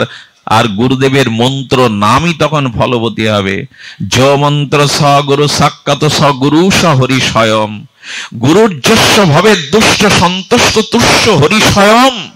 ছিল গুরু মহারাজ শাস্ত্র থেকে উদ্ধৃত করেছেন, যা মন্ত্র তাই গুরু। গুরু আর মন্ত্রে কোনো ভেদ। গুরুদেবের শ্রীমন্ত্র আর গুরুদেব অভিন্ন, এবং যিনি গুরু তিনি হরি। এদিকে এই অবাধটা হতে হবে। মন্ত্রই গুরু, গুরুই মন্ত্র, গুরুই হরি, হরি গুরু। যেখানে সেখানে আশ্রয় নেওয়া যায় গো, যদি তাই হয়। এই জন্য গুরুদেব যে মন্ত্র দেন, এটি হলো মহাশক্তি। এবং আরো জেনে নেন, গুরুদেব সন্তুষ্ট হলেই কেবল হরি সন্তুষ্ট হয়, না হলে হরি সন্তুষ্ট কোনোদিনই হয় না। হাজার জন্ম গোবিন্দের উপাসনা করুন, উনি আপনার দিকে ফিরে তাকাবেন না যদি গুরু করুণা কৃপা আপনার সাথে না থাকে। এই জন্য মন্ত্রই গুরু, গুরুই মন্ত্র, গুরুই হরি, হরি গুরু। আর গুরু সন্তুষ্ট হলেই ভগবান সন্তুষ্ট। এই সন্তুষ্টিটা জীবনে আমাদের একান্ত প্রয়োজন। শ্রী গুরু করুণা, তার শ্রীমন্ত্র, তার দেওয়া যে হরিনাম পেয়েছি, এগুলিকে সাক্ষাৎ হরি ভেবে, এগুলো সাক্ষাৎ অপ্রাকৃত ভেবে, এগুলো চিন্ময় ভেবে, তার দেওয়া মালিকা, তার দেওয়া মন্ত্র, তার দেওয়া হরিনাম, সাক্ষাৎ অভিন্ন গুরু, সাক্ষাৎ অভিন্ন হরি ভেবে এগুলো যদি শ্রদ্ধা আনতে পারেন, তবে এই পথ আমরা এগিয়ে যেতে পারবো। আগামী দিন রাস, এই রাসের কথা আমি সূচনায় বলেছিলাম, এই সূচনা এগিয়ে যাওয়ার কোনো সাধনা আমার নেই, আমি সেই তত্ত্বের প্রবেশের অনধিকারী। তবু বলবো, এই রাস অন্য কিছু নয়। এই রাস শব্দটা, আচ্ছা, রাস বানানটা রয়াকার, দন্ত আকারটা বাদ দিলে কি হয়? রস। অর্থাৎ এইটুকু বলবো, রাধা বানানটা উল্টালে কি হয়? রয়াকার ধায়াকার। রাধা উল্টালে কি হয়? ধারা। সংকেত দিচ্ছে শাস্ত্র, অনাদিকালের কামনা বাসনা দুর্বাসনা আমাদের ধারাটা নিচের দিকে, আমাদের ধারাটা নিচের দিকে, কামনা বাসনার দিকে। যদি সদ্গুরুদেব পান, তার মন্ত্র পান, তার কৃপা শক্তি পান, তখন এই নিজ কামনা বাসনার নিম্ন ধারাটা উল্টে যাবে, ঊর্ধ্বমুখী হবে, প্রেমমুখী হবে, তখনই হবে রাধা। ধারা উল্টালেই হবে রাধা। রাধা মানে কৃষ্ণ পিপাসা, রাধা মানে কৃষ্ণ প্রীতি। আপনার কামের প্রতি, দেহের প্রতি, ভোগের প্রতি যে নিম্নগামী প্রীতিটা ছিল, সেটা উল্টে গিয়ে ধারাটা উল্টালে রাধা কৃষ্ণ পিপাসা জাগবে। এই এবং রাস তখনই হবে। রস দুই প্রকারের, খুব অভিনব আস্বাদন দিয়েছেন মহাজনরা। রস দুই প্রকারের, এক প্রাকৃত কামরস, আর একটা হলো প্রেম ভক্তি অপ্রাকৃত। একটা প্রাকৃত রস, আর এই দুই রসেই পৃথিবী ডুবছে। আমার মতো মাদিসরা কাম রসে ডুবছে, ভোগের রসে ডুবছে, আর যারা এই বিশ্ব ব্রহ্মাণ্ডের মোহমায়াকে ঊর্ধ্বে উঠে সেই অপ্রাকৃত নাম প্রেম রসে ডুবে গেছে। রস দুই প্রকারের। তো যার ভেতরে আকার দিন রস তখনই হ্রাস হবে যখন এই প্রাকৃত কামনাময় বিধ্বংসী ধ্বংসশীল দুঃখপ্রদ অভিশাপ রস, যেদিন এই রসের মধ্যে নিজের সুখ বাসনা, নিজের কামনা ত্যাগ করে ওখানে রসব্রহ্ম রসময় ভগবান আকার ধরবে, তখনই সেটা হবে রাস। বোঝাতে ক্ষমতা নাই। আমাদের যে প্রাকৃত কাম রস, ভোগের রস, কামনার রস, ওই রসে যখন আর নিজ সুখ নিজ কামনা ত্যাগ করে ওই রস গোবিন্দের অভিমুখে আকার ধারণ করবে, অর্থাৎ ওই রসের যখন অপ্রাকৃত গোবিন্দ আসবেন, শ্রী গুরুদেবের মহিমা আসবে, তখনই সেই রস হবে রাস। আর এই রাসের বংশী, এই রাসের বাঁশি একমাত্র গোপীরাই শুনেছিল, আর কেউ শোনেনি। তার কারণ হলো, আচ্ছা, রেডিওতে আপনার কোনো পরমাত্মীয় যদি বেলা 9টায় তার বংশীবাদকের একটা সরাসরি প্রোগ্রাম থাকে, বংশীবাদক বাঁশি বাজছে, আপনি যদি যে সেন্টার থেকে বংশী বাদনটা সরাসরি সম্প্রচার হচ্ছে, আপনি অন্য সেন্টারে দিয়ে লাগলে বাঁশি শুনতে পাবেন। বাঁশি কিন্তু বেজেই গেছে, আপনি শুনতে পাননি। গোপীরা কেন শুনলো জানেন? গোপীদের মন গোবিন্দকেই দিয়ে দিয়েছিল, তাদের কাছে মন প্রাণ ছিল না। এই জন্য ওখানের বাঁশি তারা শুনেছিল, মন তো আমাদের কাছে নাই, প্রাণ তো আমাদের কাছে নাই। গোপীরা মন প্রাণ সব গোবিন্দকে দিয়েছিল। এই জন্য গোবিন্দ বলেছেন, তা মান মানস্কা, হে উদ্ধব তুমি জেনে রাখো, গোপী তার মন প্রাণ সব আমাকে দিয়েছে। আমার মন আমাতে নেই, গোপীতে, আর গোপীর মন গোপীতে নেই, আমাতে। শুনতে তো পাবে, ওই সেন্টারেই তো দেওয়া আছে। বাসে আর কারো শুনবে? আর রাসে যদি কারো যেতে হয়, 4টে জিনিস ত্যাগ করতে হবে: ধর্ম, অর্থ, কাম আর মোক্ষ। এই 4টের বাসনা থাকলে রাসে প্রবেশ করা যাবে না। এই খুব গূঢ় রহস্য, তবু আমি সাংকেতিক সূত্র বলে যাই। ধর্ম, অর্থ। ধর্ম মানে কি? ধর্ম অধিকাংশ মানুষ করে, প্রতিপালন করে নিজের সুখের জন্য, নিজের বিপদ আপদ দূর করবার জন্য, বা পরকালে স্বর্গে যাওয়ার জন্য, বা ধন জন পুত্র পরিজন পাওয়ার জন্য। বলেন এই ধর্ম ত্যাগ করতে হবে রাসে যেতে গেলে। নিজের কোনো চাওয়া পাওয়া ধর্ম থাকলে হবে না। নিজের সুখের জন্য যা কিছু ধর্মকর্ম, তাতে কামনা মিশানো আছে, তার দ্বারা যাওয়া যাবে না। ধর্ম, অর্থ গোপীরা ত্যাগ করেছিল। গোপীরা কোনো ধর্মই গোবিন্দ সেবা ছাড়া, গোবিন্দের সুখ ছাড়া অন্য কোনো ধর্ম তারা বলতে গেলে একাদশী করত না গোপীরা। তার কারণ কি জানেন? শুকনো উপবাসের মুখ নিয়ে গেলে আমাদের সুন্দরের ভালো লাগবে না। আর আমাদের ব্রত তো গোবিন্দকে সেবা বা সুখ দেওয়া, আর কোনো ব্রত নেই। একথা শুনে যেন কেউ একাদশী বন্ধ করবেন না। ওটা গোপীদের কাজ, আমাদের নয়। তারা কৃষ্ণ সুখের জন্য ধর্মও ত্যাগ করেছিল। তোমার সুখই আমাদের ধর্ম, আমাদের অন্য ধর্ম বলে কিছু নেই। আর অর্থ ত্যাগ করেছিল। গোপীরা গোদহন করছিল, যখনই বাঁশি বাজলো তখনই তারা ওই গাবি ছেড়ে, দুধের পাত্র ছেড়ে দৌড় দিল। ওই দুধ মাখন করে, ঘি করে, দধি করে, ওই বিকিকিনি করেই তো গোপীদের চলতো। তার মানে অর্থ ত্যাগ করলো, মাটিতে ফেলে দিয়ে দৌড়ালো। যদি অর্থের বাসনা থাকে তবে রাসে, মিলন রাসে প্রবেশ করতে পারবে না। ধর্ম, অর্থ, কাম। যদি দেহ বাসনা থাকে, নিজের ভোগ বাসনা থাকে, ওই রাসে প্রবেশের অধিকার নাই। ধর্ম, অর্থ, কাম আর পরকালে মুক্তি চাই, পরকালে মোক্ষ চাই, এই বাসনা থাকলে ওই রসে ডুব দিতে পারবে না। যদি পারো এগুলি ছাড়তে, তবেই তুমি বাঁশি শুনবে, তবেই তুমি যেতে পারবে। শারদ চন্দ্র পবন মন্দ বিপিনে গন্ধ ছড়ালো রে, সেই বংশীধ্বনি শোনার অপেক্ষায় রইলাম। গুরুদেবের কৃপায় যেন কোনো জন্মে আমরা সেই রাসের বংশীধ্বনি আমাদের প্রাণকে গোবিন্দের লীলা রসে প্রবেশ করায়। আজ এইটুকু। আপনাদের মঙ্গল হোক, আপনাদের কল্যাণ হোক, সকলের শুভ বুদ্ধির উদয় হোক, মহারাসের আর এই রসসিক্ত আমাদের হৃদয় ভরে উঠুক, এই প্রার্থনা দ্বারা আজকের ভাগবতীয় কথা এখানেই বিশ্রাম। মহাপ্রভুর কৃপা হলে আগামীতে আমরা হরিকথার সৌভাগ্য প্রাপ্ত হলে মিলিত হব। জয় শ্রী রাধে, জয় শ্রী গোবিন্দ, জয় শ্রী গৌর সুন্দর, জয় বন্ধু সুন্দর, জয় শ্রী রাধা মাধব। জয় রাধে, জয় রাধে, জয় রাধে।